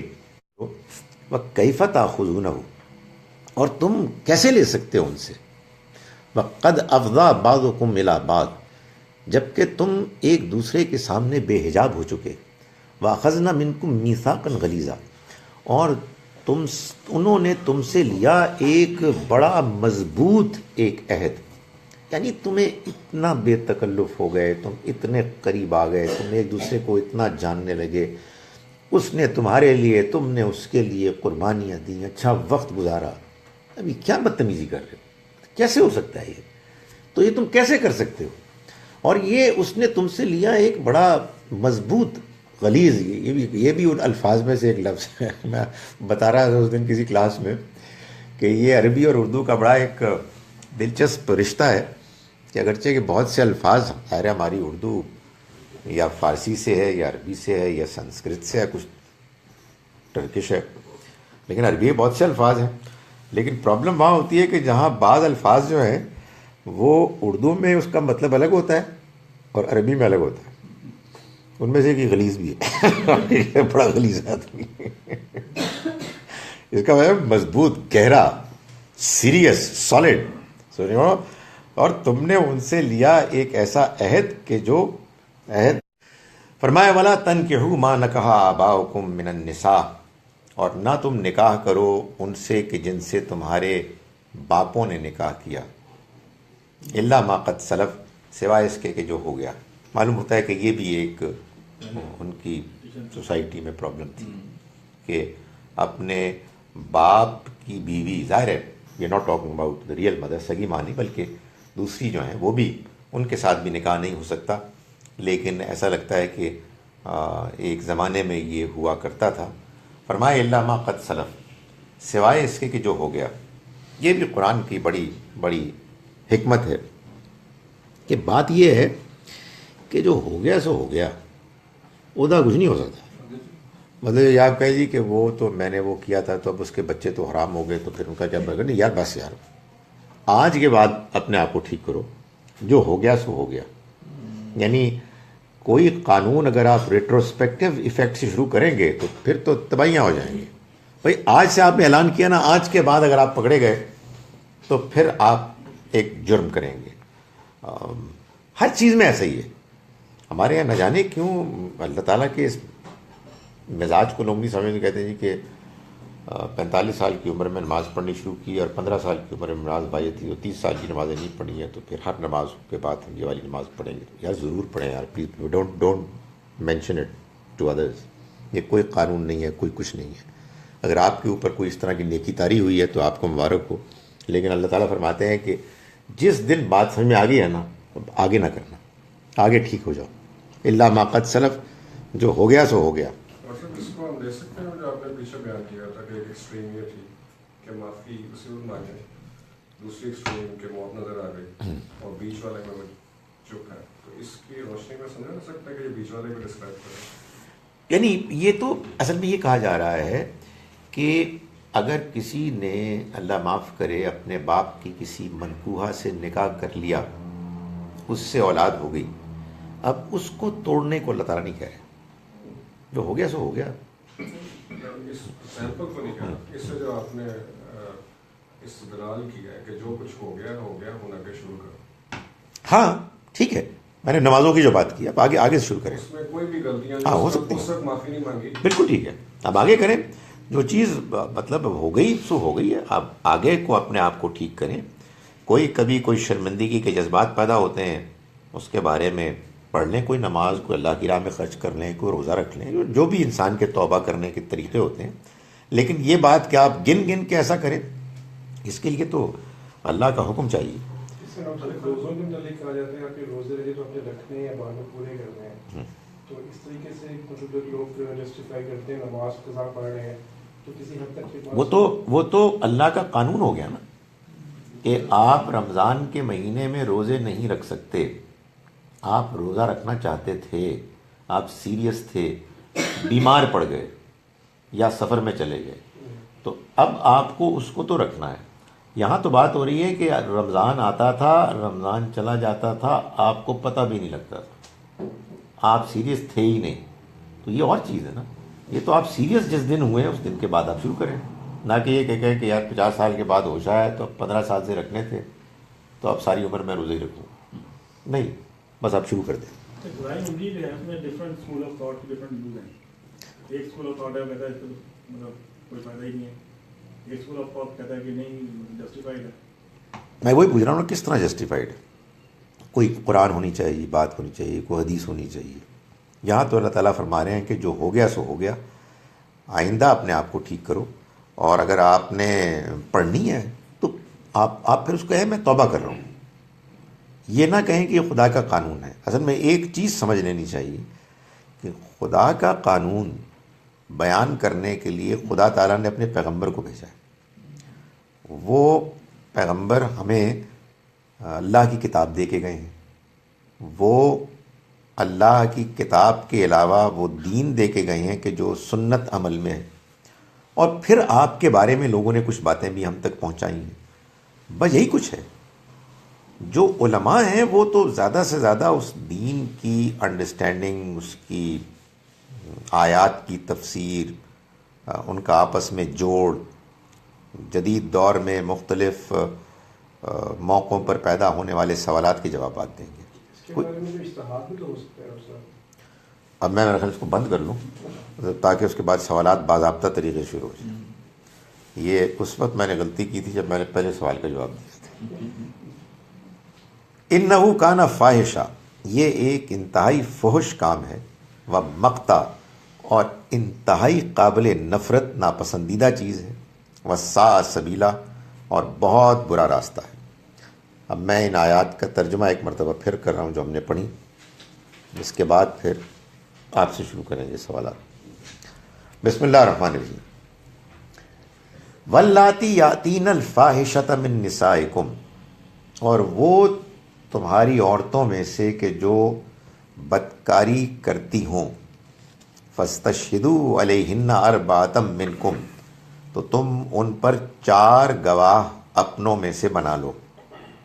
فَإِن شَهِدُوا، پھر اگر وہ گواہی دیں، فَامْسِكُوهُنَّ بِفِي الْبُيُوتِ، تو روک دو ان کو گھروں میں، حَتَّى يَتَوَفَّاهُنَّ الْمَوْتِ، یہاں تک کہ موت آ جائے ان کو، او یجعل اللہ لہن سبیلا، یا اللہ ان کے لیے کوئی راستہ کھول دے.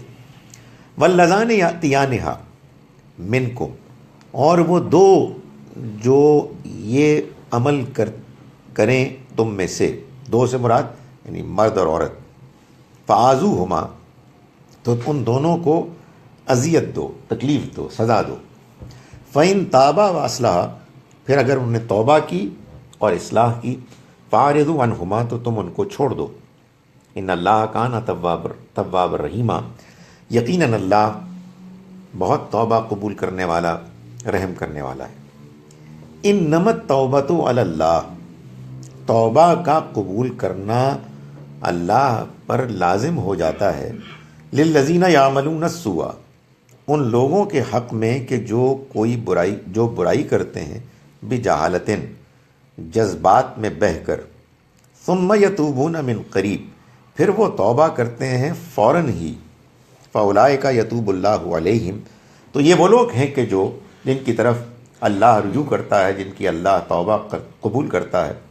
وکان اللہ علیما حکیما، اور اللہ جاننے والا، حکمت والا ہے. ولیست التوبہ، اور توبہ ہرگز قبول نہیں ہوگی، للذین یعملون السیئات، ان لوگوں کی کہ جو برائیاں کرتے چلے جاتے ہیں. حتی اذا حضر احدہم الموت، یہاں تک کہ ان میں سے کسی ایک پر موت آتی ہے. قال انی تبت الآن، تو وہ کہتا ہے کہ میں اب توبہ کرتا ہوں.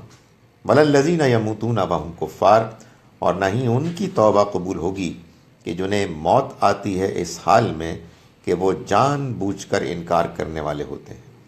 اولئک اعتدنا لہم عذابا علیما، یہ وہ لوگ ہیں کہ جن کے لیے ہم نے ایک دردناک عذاب تیار کر رکھا ہے.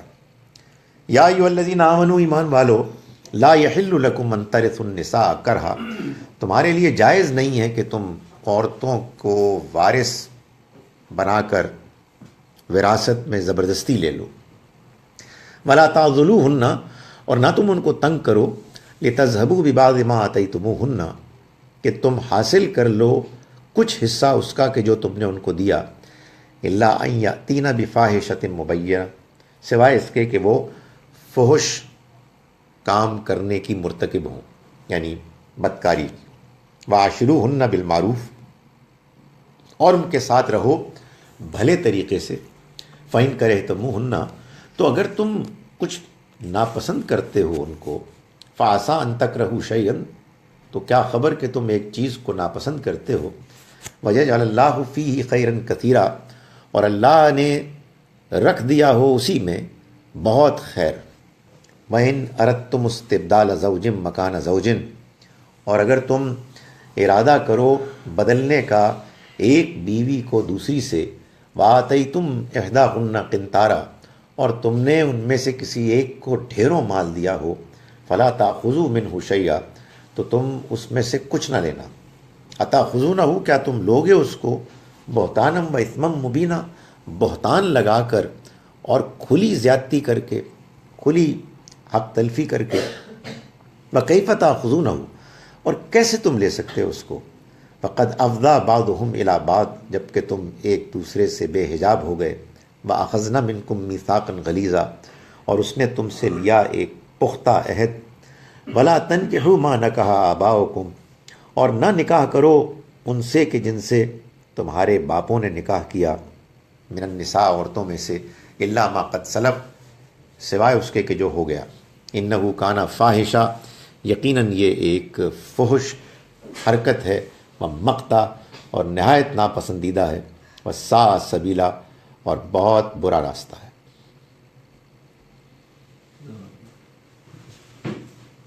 جناب دو پوائنٹ ہیں. ایک جو اس میں جو سزا ہے اڈلٹری کی، جی، جو مطلب الٹیمیٹلی آئی جس قرآن میں آپ نے ذکر کیا، جس میں 100 کوڑے ہیں، جی، تو یہ پھر جو مطلب اسٹوننگ والی جو بات ہے وہ کہاں سے ملی؟ ہاں، یہ مجھے بھی کہیں قرآن میں نظر نہیں آیا. مجھے بھی نہیں آیا. سر وہ میرڈ کپل کے لیے نہیں ہے اسٹوننگ والی، تو کدھر لکھا؟ لیکن قرآن میں ذکر کہیں نہیں ہے. سنسار جو شادی شدہ بدکاری پہ ان کو سنسار کیا. یہ ایک فیمس انڈرسٹینڈنگ ہے کہ غیر شادی شدہ کے لیے 100 کوڑے ہیں اگر اس نے زنا کیا، اور شادی شدہ کے لیے سنسار ہے. بلکہ حقیقت یہ ہے کہ قرآن مجید نے کیا ہے کہ زنا کی سزا 100 کوڑے ہے، اور زانی اور زانیہ کے غیر شادی شدہ کے لیے ہوتا ہے استعمال، ویسے ہی شادی شدہ کے لیے بھی ہوتا ہے۔ انگریزی میں تو ہے نا آپ کے یہاں فورنیکیشن اور ایڈلٹری، انہوں نے الگ الگ کر دیا اس کو، اس لیے کہ ان کے ہاں ایک تو کچھ بھی نہیں ہے شاید، اور دوسرا کچھ ہلکا پھلکا سا ہے، تو مگر عربی زبان میں ایسا بالکل نہیں ہے۔ دوسری بات یہ ہے کہ سورہ نور کو اگر آپ پڑھیں تو آپ کو یہ معلوم ہوگا کہ اگر کوئی شوہر اپنی بیوی کے اوپر زنا کا الزام لگائے تو بیوی اپنے آپ کو اس سزا سے بچا سکتی ہے، وہ جس کا ذکر اوپر ہوا ہے، یعنی 100 کوڑوں کا، ایک خاص پروسیس سے گزر کے کہ جس کو قانون لعان کہا گیا ہے۔ تیسری بات یہ ہے کہ ابھی ہم آگے چل کے پڑھیں گے، قرآن مجید یہ بتا رہا ہے کہ اگر کوئی لونڈی بدکاری کرتی ہوئی پکڑی جائے تو اس کو آدھی سزا ملے گی اس کے مقابلے میں کہ جو شادی شدہ جو آزاد عورتوں کو ملتی ہے۔ تو یہ جو لونڈی ہے یہ بھی اسی صورت میں بیان کی گئی ہے جب وہ شادی شدہ ہو، اس کا ذکر آ رہا ہے۔ تو ظاہر ہے کہ جب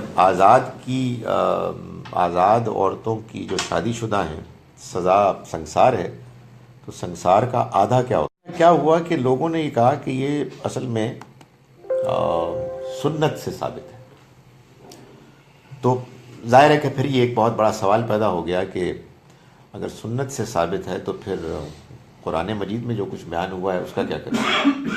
اس سے پھر یہ بحث شروع ہو گئی کہ قرآن اور سنت کا آپس میں کیا تعلق ہے، سمجھا؟ تو اس میں پھر دو مشہور پوائنٹس آف ویو پیدا ہو گئے۔ ایک پوائنٹ آف ویو جو ہے شافعی پوائنٹ آف ویو، انہوں نے کہا کہ اس کا کوئی امکان نہیں ہے کہ سنت قرآن کو منسوخ کرے، یہ تو ہو ہی نہیں سکتا، یہ کیسے ہو سکتا؟ تو انہوں نے کہا کہ اصل میں یہ بات کہ شادی شدہ مرد اور عورت اگر زنا کریں تو اس کی سزا 100 کوڑے نہیں ہے، یہ اصل میں کلیئر کٹ نسخ، اور ہاں سنت قرآن کو منسوخ کر سکتی ہے۔ ان کا کہنا یہ ہے کہ اگر سنت پوری طرح سے ریلائبل طریقے سے آ رہی ہے تو پھر قرآن اور سنت دونوں وہی ہیں، ایک وہی متلو ہے جس کی تلاوت ہوتی ہے، اور ایک وہی غیر متلو ہے جس کی تلاوت نہیں ہوتی ہے۔ آپ زیادہ اس طرح کی اصطلاحات میں نہ پڑھیں، مگر میں آپ کو صرف بات سمجھانے یہ کہہ رہے ہیں اس کے علاوہ مستند سنت ہے، مطلب ایسا ہوا ہے، ایسا ہوا ہے۔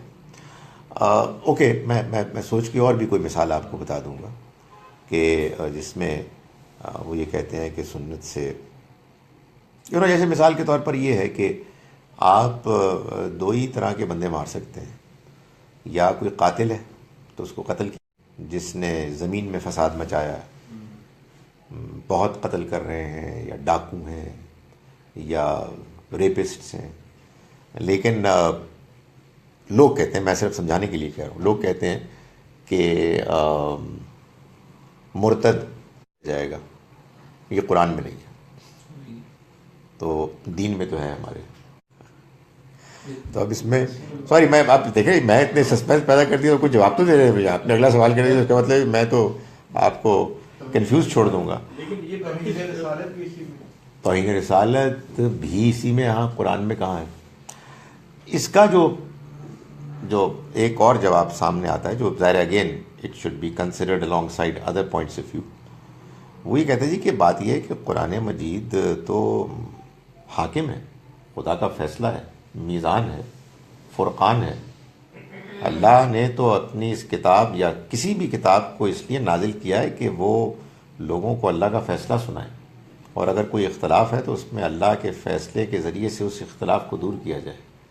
اگر یہ فیصلہ، یہ میزان، یہ خدا کا ورڈکٹ یہ الٹ پلٹ ہو سکتا ہے تو پھر رہ کے جائے گا۔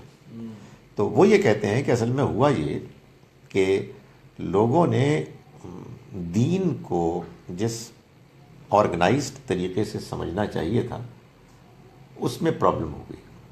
ورنہ حقیقت یہ ہے کہ قرآن مجید نے سورہ مائدہ کی آیت نمبر 33 میں یہ بتایا ہے کہ وہ لوگ کہ جو زمین میں فساد مچاتے ہیں ان کی جو سزائیں بیان ہوئی ہیں ان میں پہلی سزا ہے ان یقتلوا، کہ ان کو بے دردی کے ساتھ قتل کر دیا جائے. تو بے دردی کے ساتھ قتل کرنے کا ایک طریقہ ہے سنسار کرنا. ظاہر ہے بے دردی کے ساتھ یہ عام قتل نہیں ہے. تو ان کا کہنا یہ ہے کہ اصل میں یہ عام زانی کو سزا ملی نہیں، یہ تو اصل میں عادی مجرموں کو ملی ہے جو زمین میں فساد مچا رہے تھے. تو یہ فساد فی الارض تھا. ان کا کہنا یہ ہے کہ اس طرح کی جتنی بھی باتیں ہیں اگر وہ ہمیں مسلمانوں کی تاریخ میں کیا نبی اکرم صلی اللہ علیہ وسلم کی زندگی میں ملتی ہیں تو ان سب کو بھی قرآن کی روشنی میں سمجھا جائے گا. جیسے مثال کے طور پر مرد یا گستاخ کی سزا یہ کہیں بیان نہیں قرآن میں. در حقیقت ہوا کیا کہ قرآن سے معلوم ہوتا ہے کہ نبی اکرم صلی اللہ علیہ وسلم کے جو مخاطبین تھے وہ چونکہ ایک اللہ کے رسول کی قوم کے لوگ تھے اور ان کے مخاطب تھے، ان کے بارے میں اللہ کا یہ فیصلہ بار بار قرآن میں بیان ہوا ہے کہ وہ جب ان پر بات آخری حد تک واضح ہو جائے گی تو ان پر پھر اللہ کا عذاب نازل ہوگا. یہ میں بات آپ کو بھی کہہ رہا تھا، اتمام حجت جس کو کہتے ہیں. تو یہ جو بعض ہمارے ہاں جنگیں ہوئیں اور بعض اس طرح کی سزائیں دی گئی، یہ سزائیں دی گئی ہیں، یہ جنگیں ہوئی ہیں اللہ کے اس عذاب کو نازل کرنے کے لیے. قرآن نے اس بات کو واضح کرنے میں کوئی کسر نہیں چھوڑی. آپ قرآن کو ہٹا دیں اور آپ ان واقعات سے دین سیکھیں کہ جو آپ کو تاریخ سے احادیث سے ملتے ہیں، تو پھر آپ کو وہ دین ملے گا کہ جو دین آپ کے ہاں عام طور پر بیان کیا جاتا ہے. لیکن یہ کتنی بڑی ٹریجڈی ہے کہ آپ ان واقعات کے ذریعے سے دین کو سیکھیں، نہ کہ قرآن مجید کے ذریعے سے دین سیکھیں اور قرآن مجید کے ذریعے سے ان واقعات کو واضح کریں، ان کو سمجھیں. تو جب آپ قرآن کی روشنی میں دیکھتے ہیں سب کچھ سمجھ میں آ جاتا ہے. بڑی باتیں بھی سمجھ میں آتی ہیں، چھوٹی باتیں بھی سمجھ میں آتی ہیں. حدیث کی یہ بات کہ چھوٹی چھوٹی باتیں ہیں کہ ٹخنے سے نیچے اگر آپ نے پانچا کیا تو جہنم میں جائے گا، وہ آگ میں جائے گا. آپ نے تصویریں بنائی تو تصویریں بنانے والے جہنم میں جائیں گے، سو آن تو یہ ساری باتیں سمجھ میں آ جاتی ہیں کہ حدیث میں جو بیان ہوا ہے وہ یہ ہے کہ ٹخ کریں گے. قرآن مجید سے معلوم ہوتا ہے کہ وہ لوگ کہ جو تصویریں بناتے تھے ان کی کہ جن سے ان کو امید تھی کہ ان کو وہ قیامت کے روز کہیں گے کہ ہمیں بچا لیں تو وہ بچا لیں گے، تو ان سے کہا جائے گا کہ ان میں جان ڈالو، تو وہ جان نہیں ڈال سکیں گے. کہنے کا مطلب ہے کہ اگر آپ سپنوں سے اوپر چلوا رہے ہیں اور اگر تکبر ہے تو ظاہر یہ بھی غلط ہے. یعنی میں آپ سے سچ کہوں کہ یہ جو نظر آ رہا ہے نا اس پر کے باوجود بہت ہی بیہودہ انسان بن گیا، اس میں ایک بڑا فیکٹر یہ ہے کہ ان کو بہت غلط دین بتایا گیا. یعنی میں اسی لیے آج کل جو چیز سوار ہوتی ہے ذہن پہ میں بولنا شروع کرے تو آج کل میرے اوپر سوار ہے یہ چیز، میں دوبارہ اب اس اپنے سوار کو الٹا رہا ہوں کہ یہ آپ دیکھیں گے کہ ذہن میں ایک وہ بن گیا ہے، ایک سوچ کہ قیامت کے روز ایک طرف نیکیاں ہوں گی دوسری طرف بدیاں ہوں گی، اور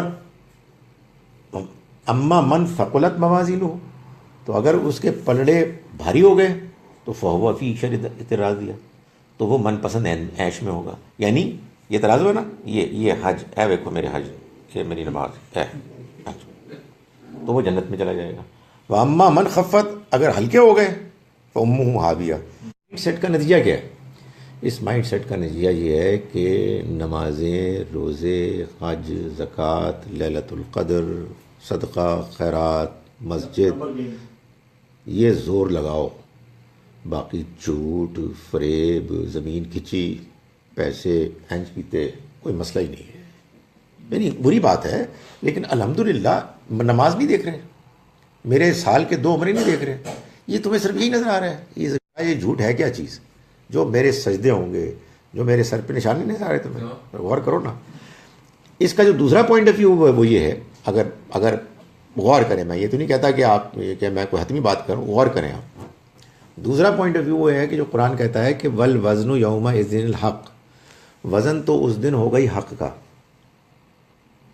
یعنی بات آپ سمجھے، یا آپ کی نیکی میں وزن ہوگا اگر وہ حق ہوئی، یا ہوگا ہی نہیں. بدی کچھ بھی نہیں ہوتی، بدی از نیگیٹو. بدی اصل میں کیا کرتی ہے، آپ کی نیکی کی ایسی کی تیسی کر دیتی. چنانچہ ابھی وہ جو میں نے وہ ٹویٹس میں سے ایک ٹویٹ یہی بھیجا تھا کہ اصل میں تو ہوگا کیا، یا بدی آپ کی نیکی کو نلیفائی کر دے گی، یا پھر آپ کی نیکی بدی کو ختم کر دے گی. یا آپ نماز پڑھیں گے، ایسی نماز شاندار ہوگی کہ کوئی گڑبڑ کی ہوگی ختم ہو جائے گی، آپ جا کے کہیں نہیں یار میں نے نہیں کرنا، سوری میں فائٹ کروں گا. یا پھر یہ ہوگا کہ ایسا فراڈ آپ کر کے آئیں گے، اس کے بعد آپ کہیں گے یار نماز پڑھیے، تاکہ اگلا فراڈ پھر اطمینان اور سکون کے ساتھ کریں. سو یا آپ، اور اگر آپ اس پہ غور کریں، مجھے لگتا ہے قرآن یہی کہہ رہا ہے. قرآن یہ بتاتا ہے کہ یہ لوگ کہ جنہوں نے کفر کیا، ان کے اعمال ختم ہو جائیں گے. ایسے ہوگا جیسے کہ راکھ ہے نا، راکھ جیسے وہ تیز ہوا میں اڑ جاتی ہے، کچھ بھی نہیں رہے گا. تو کیا ہے کفر، کیا ہے؟ مستقل انکار کرنا، میں نے نہیں ماننا، ضد. یعنی بندہ بڑا پیسے ویسے دیتا ہے، سب کچھ کرتا ہے، اس کے اس ایٹیچیوڈ نے کہ اس نے سچائی کو ماننے کے بارے میں ضد کر دی ہے. تو اللہ تعالیٰ فرماتے ہیں یہ جو بڑا اپنی طرف سے شو مار رہا ہے نا کہ اس نے خانہ کعبہ کا متولی بنا ہوا ہے اور لوگوں کو کھانا کھلاتا ہے، یہ ابو لہب، کچھ بھی نہیں بچے گا اس کا، کچھ بھی نہیں، یہ سارے ضائع ہو جائیں گے. تو اصل میں وہ لوگوں نے، وہ کافر اور مومن، عجیب و غریب ہے نا سوچ. یا خدا کا بڑا سیدھا سا فارمولہ ہے، یا آپ کی نیکی جینوئن ہے، تو اگر آپ کی برائی جینوئن ہے تو نیکی کچھ بھی نہیں ہے، ڈرامہ ہے. یا پھر آپ کی نیکی جینوئن ہے تو انشاءاللہ برائی کی ایسی کی تیسی کر دے گی، آپ توبہ کریں گے، وہ صفائی ہو جائے گی. تو یہ مسئلہ ہے ہمارے ہاں، تو بہت کنفیوژن ہے جی. سر دو سوال ہیں. ابھی آپ نے جب حقوق العباد اور حقوق اللہ کی آپ بتا رہے تھے ساری ڈیفینیشن، تو اس میں ویسے ایک کوشچن آیا کہ فار ایگزامپل ریپ کمٹ ہوتا ہے، کا کنسنٹ شامل نہیں ہے، you are forcefully imposing your decision, تو وہ تو حقوق العباد میں آ جائے گا. لیکن جس میں کنسنٹ شامل ہو جائے جیسے ایڈلٹری یا فارنیکیشن، تو وہ ڈائریکٹلی آپ کا اللہ تعالیٰ سے لیں گے یا اس میں بھی حقوق العباد شامل ہوں گے؟ سیکنڈلی ابھی آپ نے جب ورڈ 15 کی کر رہے تھے، بتا رہے تھے، تو اس میں آپ نے کہا تھا کہ basically prostitution is a business run by women, but now the scenario is different. Actually forcefully make women do it, جس کا پورا بزنس اسٹیبلش ہوا ہے.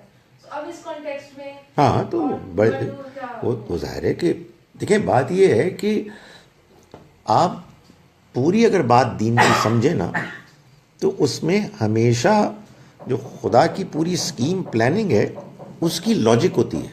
یعنی جو مجرم ہے وہی پکڑا جائے گا. کسی کا مرد ہونا، کسی کا عورت ہونا، کسی کا کسی رول میں ہونا، یہ میٹر کرتا ہے اتنا ہی کہ جتنا آپ نے جان بوجھ کر رول ادا کیا. دیکھیں اس پہ ایک فیکٹر ہوتا ہے آپ کی مجبوریاں، وہ اپنی جگہ پہ اللہ تعالیٰ اس کو کنسیڈر کرے گا. آپ نے سوچ سمجھ کے دیدہ دانستہ طریقے سے اپنی چیزوں کو ایکسپلائٹ کیا کہ جو آپ کو اللہ کی طرف سے نعمت یا آزمائش کے طور پر ملی تھی. یہ فیصلہ کرے گا. ہم تو ظاہر ہے اس کو سمجھنے کی کوشش کر رہے ہیں کہ ایک جو ہوئی ہے وہ حقوق العباد ہیں یا نہیں ہے. ایک فلسافیکل اس کی انڈرسٹینڈنگ یہ بھی ہے کہ وہ بھی حقوق العباد پر در اندازی ہے.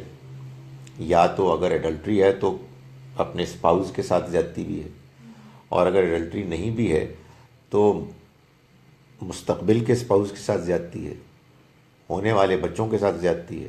پورے خاندان کے نظام کو آپ نے توڑ پھوڑ دیا، پورے معاشرے کے اندر آپ نے گندگی پھیلانے کا اہتمام کر دیا. سو یہ بھی ایک ریلیٹیو سی بات ہے. مگر آبویسلی اس کے جواب میں آپ یہ پوچھیں کہ پھر یہ کس سے معافی مانگے؟ اخبار میں خبر دے؟ نہیں، اس سے تو روکا گیا.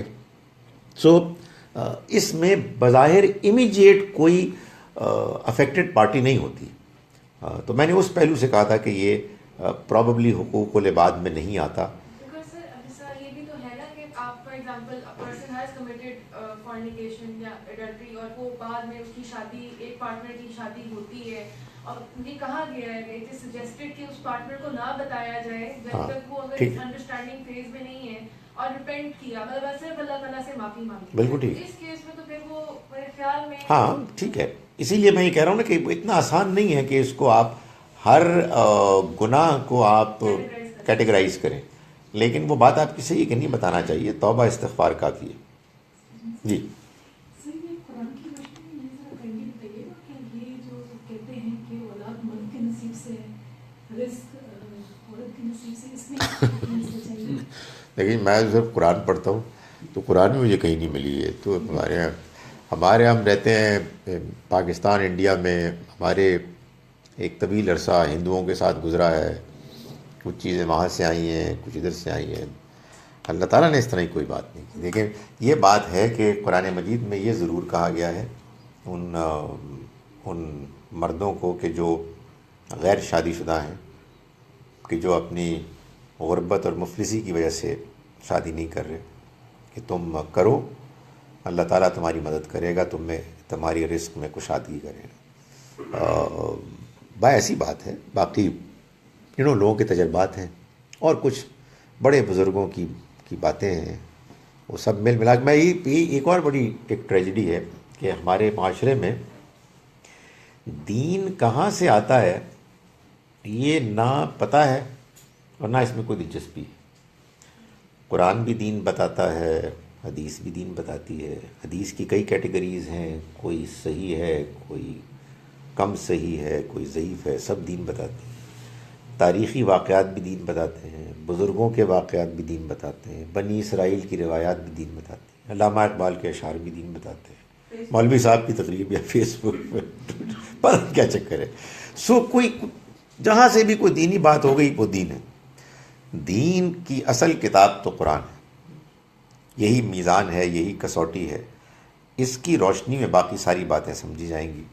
اور اگر کوئی یہ کہتا ہے کہ یہ بھی دین کی بات ہے تو ان سے پوچھنا چاہیے کہ اس کی دلیل دیں، اور دلیل سے مراد یہ کہ یہ قرآن.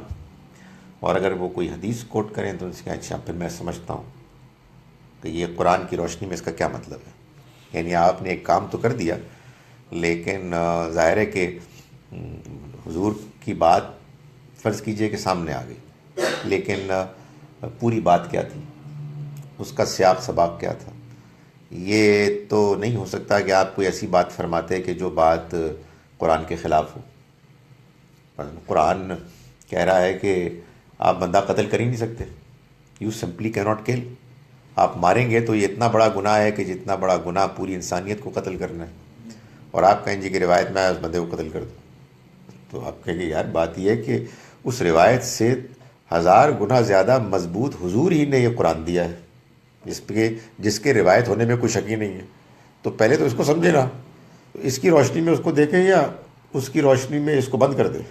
تو لوگوں نے تو یہ کیا ہوا ہے کہ وہ باتیں ہوتی ہیں. جی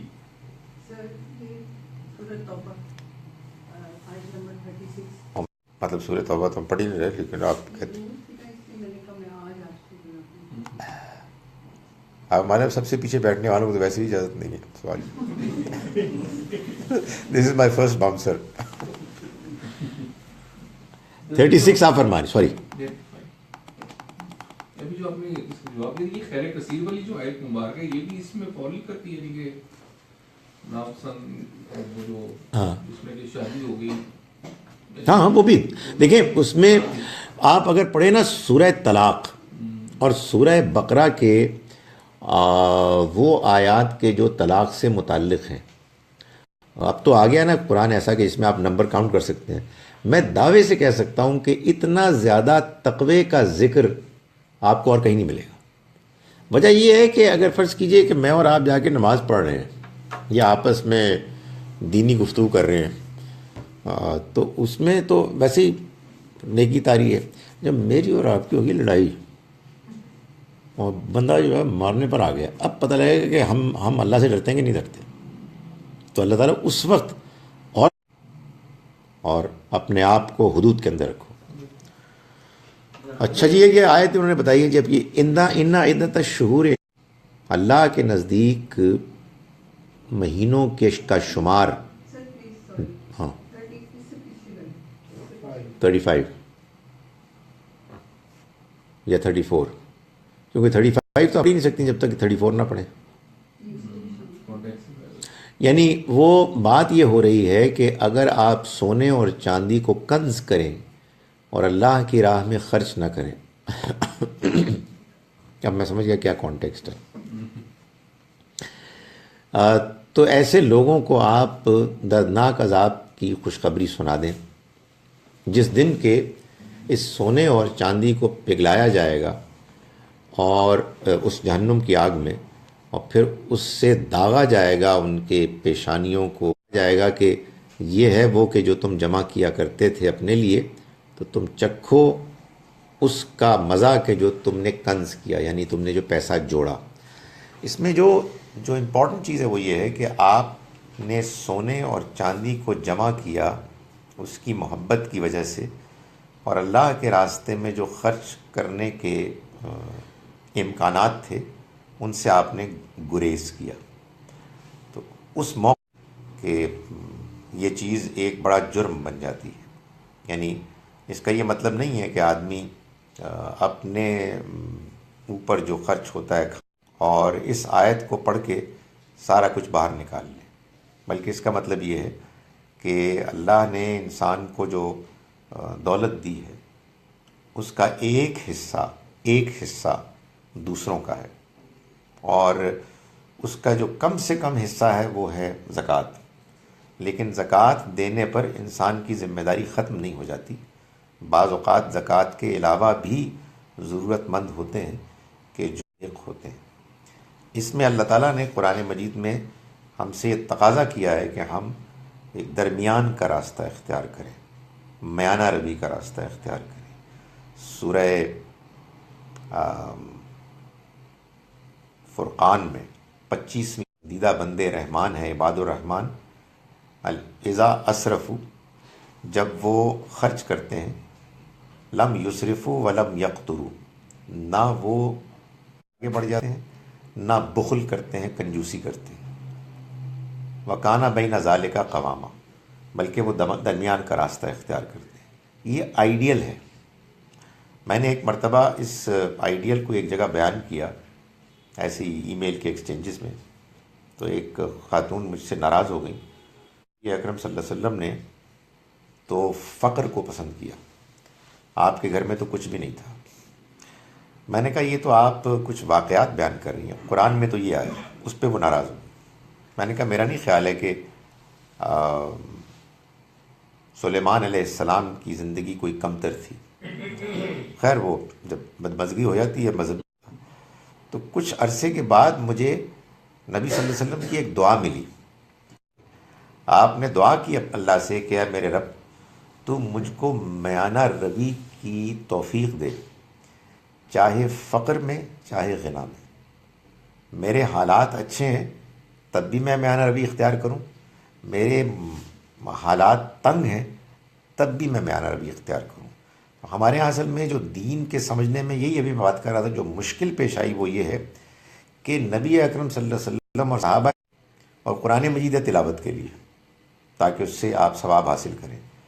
قرآن اصل دین بیان کرتا ہے، یہ زندگیاں جو ہیں یہ اس دین کی وضاحت ہے. یہ قرآن کی روشنی میں سمجھیں گے تو حالات تو اچھے بھی ہوتے ہیں، حالات تنگ بھی ہوتے ہیں. حالات سلیمان اور داؤد علیہ السلام کے بھی تھے، انہوں نے کوئی کمتر عمل تو نہیں کیا تھا. ان کا معلوم ہوتا ہے قرآن میں سے محل تھا، ایسا محل تھا کہ ملکہ بلقیس جیسی خاتون بھی اس کو دیکھ کے ایسی نروس ہوئی کہ معلوم ہوتا ہے کہ پینڈوؤں کی طرح انہوں نے اپنے لباس کو اوپر کر لیا کہ کہیں پانی آ رہا ہے. تو یہ ہے نا. تو اب آپ کہیں کہ یہ اسراف تھا؟ نہیں، پیغمبروں کے یہاں کہیں بھی اسراف نہیں ہوتا. یہ اپنے اپنے حالات ہیں. تو حالات کے لحاظ سے آپ کو میانہ روی اختیار کریں. آیت کی اینڈ پہ آپ نے فرمایا کہ عذاب کی خوشخبری سنا دی جائے. بعض صاحب ایسا قرآن یعنی کہ خوشخبری تو نہیں ہے عذاب بیسیکلی، تو ایک طنز اور تعریض ہے، سرکیسٹک ہے. اس کا مطلب یہ ہوتا ہے کہ یہ جو انہوں نے سونا اور چاندی جمع کیا تھا یہ اصل میں اس خوشخبری کو پانے کے لیے کیا تھا کہ ان کو دنیا میں اور مزید آسانی، آسائش، لوگوں کے اوپر غلبہ، یہ سب ملے. یہ خوشخبری چاہتے تھے وہ, تو ان کو خوشخبری سنا دو. یہ مطلب سرکاسٹک. جی گوئنگ بیک ٹو فنسادی کی جو سزا ہے, جی, اس میں آپ نے ذکر کیا کہ رسول پاک صلی اللہ علیہ وسلم نے بھی اس کو اپلائی کیا, وہ کیا کسی ون اسپیسیفک ایج میں تھا یا اس کے بعد یہ ایز اے اسٹیبلش پریکٹس چلی گئی؟ دیکھیں جو جی 4 گواہوں کی کیا سگنیفیکینس ہے؟ if something is happening inside a boundary, inside a room, closed doors, تو وہ that is different. وہاں تو 4 گواہ ملنے بڑے مشکل. جی, یہ بات دیکھیں, یہ بات کہ کوئی واقعہ ہوا یہ ایک چیز ہے, اور یہ بات کہ وہ واقعہ کیوں ہوا یہ ایک اور چیز ہے. اصل میں تاریخ میں یہ 2 الگ الگ معاملات ہوتے ہیں, اور انسان کی ایک بڑی پرابلم ہے کہ وہ اینالائز کر کے دونوں میں فرق نہیں کرتا. اکبر ایک بادشاہ تھا. اکبر نے اپنے بادشاہت کے 4تھے سال رمضان کے مہینے کی 15 تاریخ کو اپنی بیوی سے کیا بات کی مجھے نہیں پتا, لیکن ایک بدقسمتی ہماری یہ ہے کہ اگر فرض کیجئے کتاب میں کوئی ڈائلاگ لکھا ہوگا تو وہ اتنے ہی یقین سے مانا جائے گا جتنے یقین سے اس بات کو مانا جاتا ہے کہ اکبر ایک بادشاہ تھا. سو یہ بات کہ نبی اکرم صلی اللہ علیہ وسلم نے رجم کیا یہ تو حقیقت ہے, اس کا انکار تو بہت مشکل, انفارمیشن کنفلکٹنگ ہے. تو سوال یہ پیدا ہوتا ہے کہ یہ اللہ کی کتاب کس کام کی ہے بھائی, اس کا بھی کوئی رول ہے کہ نہیں ہے. تو لوگ کہتے ہیں اصل میں وہی تو وضاحت کرنے آئے تھے اس کی. تو سوال یہ پیدا ہوتا ہے کہ اگر وہ موجود ہوتے تو کس کافر کا کوئی حق تھا کہ وہ کوئی اور بات کرتا. وہ تو موجود نہیں ہے, ان کے بارے میں لوگ خبریں سنا رہے ہیں. تو پھر تو یہ ان کی حیثیت, ان کے مقام کا تقاضا ہے کہ ہم حد درجے احتیاط کے ساتھ یہ جاننے کی کوشش کریں کہ جو آپ کے بارے میں بات بیان کی جا رہی ہے وہ کس حد تک صحیح ہے. اور اس میں سب سے امپورٹنٹ کرائیٹیرین یہ کتاب ہے. اور یہ کوئی میں نہیں کہہ رہا, یہ آپ خود فرما کے گئے ہیں, یہ قرآن خود بتا رہا ہے. وہ جو ہے نا زنا کی سزا کے لیے جو 4 گواہوں کی شرط بیان کی گئی ہے سورہ نور میں. پورا نہیں ہوا. سیکنڈ پارٹ تھا کہ کیا اس کے بعد یہ اسلامک اسٹڈی میں ایز اسٹیبلش پریکٹس رہی ہے فار ایوری کیس؟ ہمارے ہاں لوگوں نے اس کو مانا ہے. اسلامک ہسٹری کی بات کر رہا ہوں, not sub continent. Islamic history تو ہو گئی نا, مطلب نبی صلی اللہ علیہ وسلم کی خلفائے راشدین کے بارے میں بھی یہی ہے کہ جو آپ کو خبریں ملی ہیں وہی ہیں جو خبریں ہیں. دیکھیں نا, یہی تو آپ پوچھ رہے ہیں مجھ سے, جو میں اس کا جواب دے رہا ہوں کہ کیسے پتہ لگے گا. آپ کو کتابوں میں لکھا مل جائے گا. کتابیں کس نے لکھی ہیں؟ جن کے اوپینینز ہیں, ان میں بھی کنفلکٹنگ باتیں ہیں. یعنی وہ ایک پورا جھنجھٹ. اصل میں ہوتا کیا ہے کہ ایک بہت ہی کمپلیکس ایک معاملہ ہے جس کو بعض علماء جن کی اوپینین ایک خاص اوپینین ہوتی ہے بہت اوور سمپلیفائڈ طریقے سے بیان کر دیتے ہیں, اور ایسے جذباتی انداز میں بیان کرتے ہیں کہ دوسروں کے لیے کسی دوسری بات کو سننا ممکن ہی نہیں ہوتا. میں آپ سے کہہ رہا ہوں کہ میں اور آپ تو اس کو انویسٹیگیٹ نہیں کر سکتے. قرآن تو سمجھ میں آ رہا ہے. قرآن مجید اس طرح کی کوئی بات ہی نہیں کرتا, کوئی امکان ہی نہیں چھوڑتا. اکثر ایسا ہوتا ہے خواب میں آئے وہ بھی ہوتا ہے. ایک اور بڑی وہ اسٹرانگ حدیث ہے, مطلب رسول پاک صلی اللہ علیہ وسلم نے جو کہا کہ جو چیز مجھ سے حدیث ہے یا میرے سے ریلیٹڈ کوئی بیان ہے جو قرآن میں نہیں ہے تو مجھ سے نہیں ہے, جو قرآن کے خلاف ہے مجھ سے نہیں. وہ تو ٹھیک بات ہے بھائی, بڑی سادہ سی بات ہے. حضرت ابو بکر سے کتنی حدیثیں ہیں, حضرت عمر سے کتنی ہیں, اور حضرت ابو ہریرہ سے کتنی ہیں. تو یہ تو ریالٹیز ہے نا. اب اس میں پھر کیا ہوتا ہے, وہ لوگ کہتے ہیں جی کہ اللہ نے ان کو ایسی زبردست میموری دی کہ جناب وہ ہر چیز یاد ہو جاتی تھی. اب جتنا مرضی آپ بیان کر لیں وہ میموری تھی یا نہیں تھی, یار قرآن کے تو خلاف نہیں ہو سکتی نا کوئی چیز, کوئی امکان نہیں ہے. دیکھیں بات یہ ہے کہ معلوم یہ ہوتا ہے اللہ کے بیان سے سورہ نور میں جب آئے گی تو ظاہر اس کو تفصیل سے پڑھا جائے گا, لیکن میں ایک مختصر بات کر رہا ہوں کہ اگر کہیں خدا نخواستہ کوئی واقعہ ایسا ہو جاتا ہے اور کسی ایک آدھ بندے کو خبر ہو جاتی ہے تو معلوم یہ ہوتا ہے کہ اللہ تعالیٰ یہ فرما رہے ہیں کہ تم اس کو اپنی زبان پر بھی بناؤ. اس کو تم اگر بیان کرو گے تو تمہیں کوڑے پڑیں گے, 80 کوڑے. جو الزام لگاتا ہے کسی پر زنا کا اور وہ 4 گواہ نہیں لاتا تو اس کو 80 کوڑے لگیں گے. کیوں؟ اس لیے کہ خدا تعالیٰ نہیں چاہتا کہ یہ چیز ڈسکس ہو. اور اگر 4 آ گئے ہیں تو اس کا مطلب یہ ہے کہ پھر یہ کوئی چھپی ہوئی چیز نہیں ہے, پھر یہ سامنے آ گئی ہے. پھر ظاہر ہے کہ اب اس کے بعد پھر اس کی انویسٹیگیشن ہوگی, اور اگر ثابت ہو گیا تو سزا ہوگی. اس وجہ سے حقیقت یہ ہے کہ ایک اچھے اسلامی معاشرے میں زنا کی سزا کی امپلیمنٹیشن ریئر ہوگی, بہت ریئر. کیسے ہو سکتی ہے؟ اور یہی منشا ہے, یہی مقصد ہے کہ یہ ڈسکس ہی نہ ہو. آپ دیکھیں نا, یہ جو ہے یہ اٹس اے کنٹیجیس ڈیزیز. آپ بے حیائی کو جب عام کریں گے باتوں سے, تصویروں سے, کہانیوں سے, تو پھر وہ نہیں, خبروں سے پھر وہ نہیں رک سکتی. تو خدا تعالیٰ کا تو منشا یہ لگتا ہے کہ یہ آپ نے بات بھی نہیں کرنی.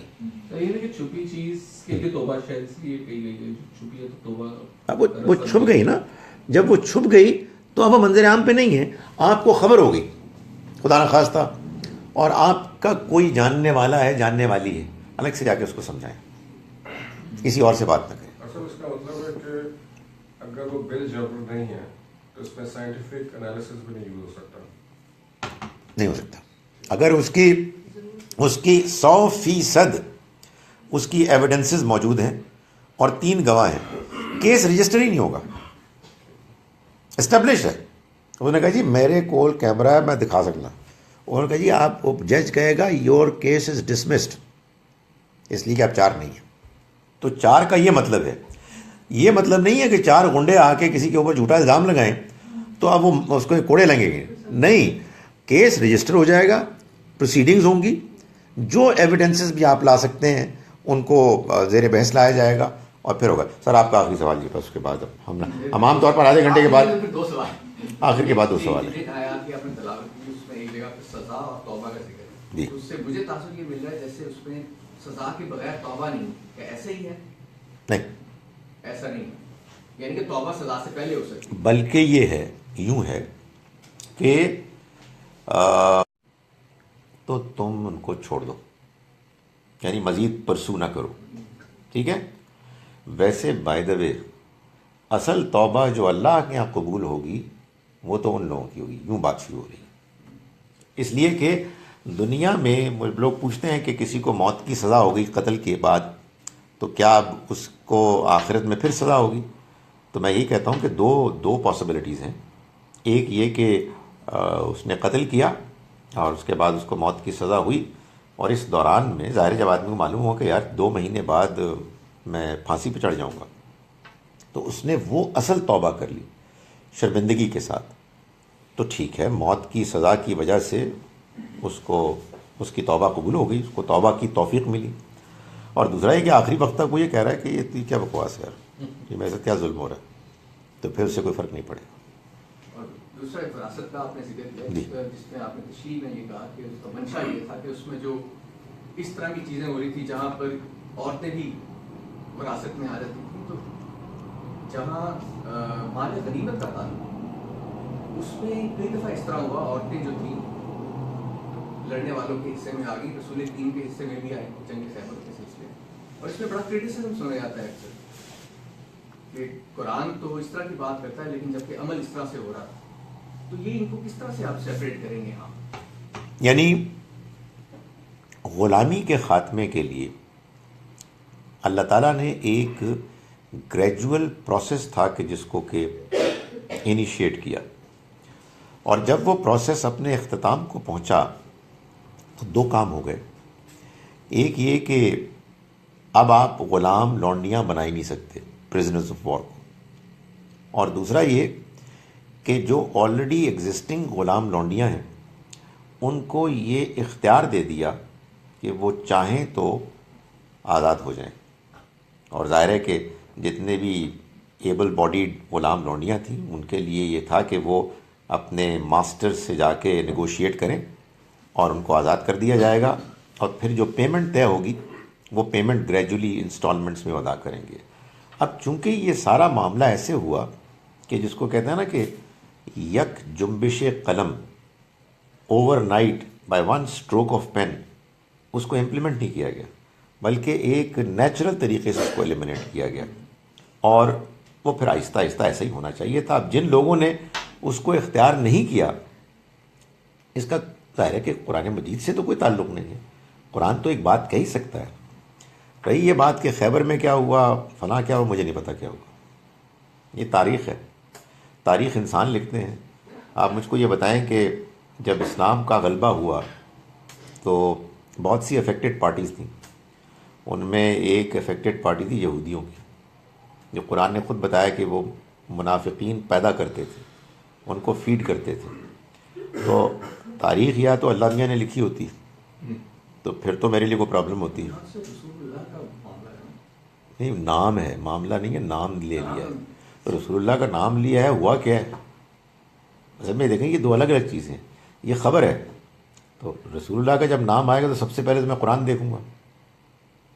یعنی میں جب آپ کی ذات گرامی پر ایمان لے آیا ہوں کہ آپ اللہ کے پیغمبر ہیں، اور ایمان لانا چاہیے فار گڈ ریزن کہ میں اس پہ کنونس ہوا ہوں، تو پھر مجھے آپ کے بارے میں یہ معلوم ہو جائے جی کہ میں نے ان کے ساتھ 5 سال ڈیلنگ کی ہے، یہ ٹھیک آدمی ہے، اور مجھے کوئی دوسرا آدمی کہے یار میرے ساتھ انہوں نے فراڈ کیا، تو میں کیا کروں گا؟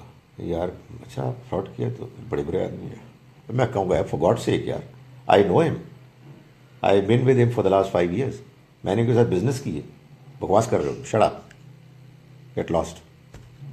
تو ہمارے یہاں تاریخ ہر طرح کی ہے، وہ بھی ہے وہ بھی ہے، لیکن مصیبت یہ ہے کہ وہ والی تاریخ بھی ہمارے مسلمان بیوقوف اس کو بیان کرتے ہیں. اور میں یہی تو رو رہا ہوں کہ قرآن صحیح حدیثیں، یعنی صحیح سے مراد یہ کہ جو ہمارے حدیث کے ایکسپرٹس کہتے ہیں، تاریخ، طبقات ابن سعد، ابن اسحاق، فلاں فلاں، سب کیسا لگتا ہے کہ ایک ہی ہے. تو یہ فرق کون کرے گا پھر؟ میں تو آپ کو بتا رہا ہوں کہ غزوہ بدر اللہ نے بیان کی، اس میں بتا دیا کہ یہ نہیں ہوا کہ مسلمان وہاں گئے تجارتی قافلے کے پیچھے. آپ دیکھیں اپنی کتابیں، ان میں یہ بیان ہوا ہے کہ اس کو لٹ مچانے کے لیے چلے گئے. اللہ معاف کرے، قرآن بتا رہا ہے ایسا نہیں ہوا.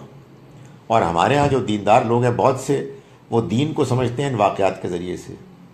ان کی عقل کو کیسے سمجھایا جائے کہ یہ قرآن ہے اللہ کی کتاب، اس کو سب سے پہلے سامنے رکھنا ہے. اس کے بارے میں ٹھیک ہے آپس میں ڈسکشن ہونی چاہیے، اس کی روشنی میں باقی سب کچھ سمجھا جائے گا. کتنی بدنصیبی کی بات ہوگی اگر میری بات صحیح ہے اور ہمارے پاس جو انفارمیشن آئی ہے اس کا 10-15% حصہ وہ ہے کہ جو اصل میں یہودیوں نے سازش کر کے ہمارے اندر ڈالی ہے، اور ہمارے نیک لوگ اب اس کو مان رہے ہیں کہ دین ہے. تو یہ قصور ان کا ہے کہ جو یہ بیوقوفی کر رہے ہیں. قرآن نے ہم کو قرآن میں بتا دیا تھے اور کہتے تھے ہم مسلمان ہیں، اور شام کو نکل جاتے تھے. بڑے چالاک لوگ ہیں وہ. اور ظاہر ہے کہ جو انٹیلیجنٹ چالاک آدمی ہوتا ہے وہ ہوتا ہے جو بہت سے لوگوں کو بیوقوف بنا دیتا ہے. تو میں سمجھتا ہوں کہ ہمارے بہت سے لوگ جو ہیں اس وقت جو دیندار ہیں، اس میں قصور کیا ہے؟ جب کسی کو قصور ایک ہے، ڈسکشن کے لیے اپنے ذہن کو کھلا نہ رکھنا، دوسرے کی بات کو نہ سننا، قرآن پر غور نہ کرنا، اپنے عالم کی بات کو آخری بات مان لینا، ضد کرنا. اس کو آپ ختم کریں تو انشاءاللہ بہت سے اختلافات ختم ہو جائیں گے.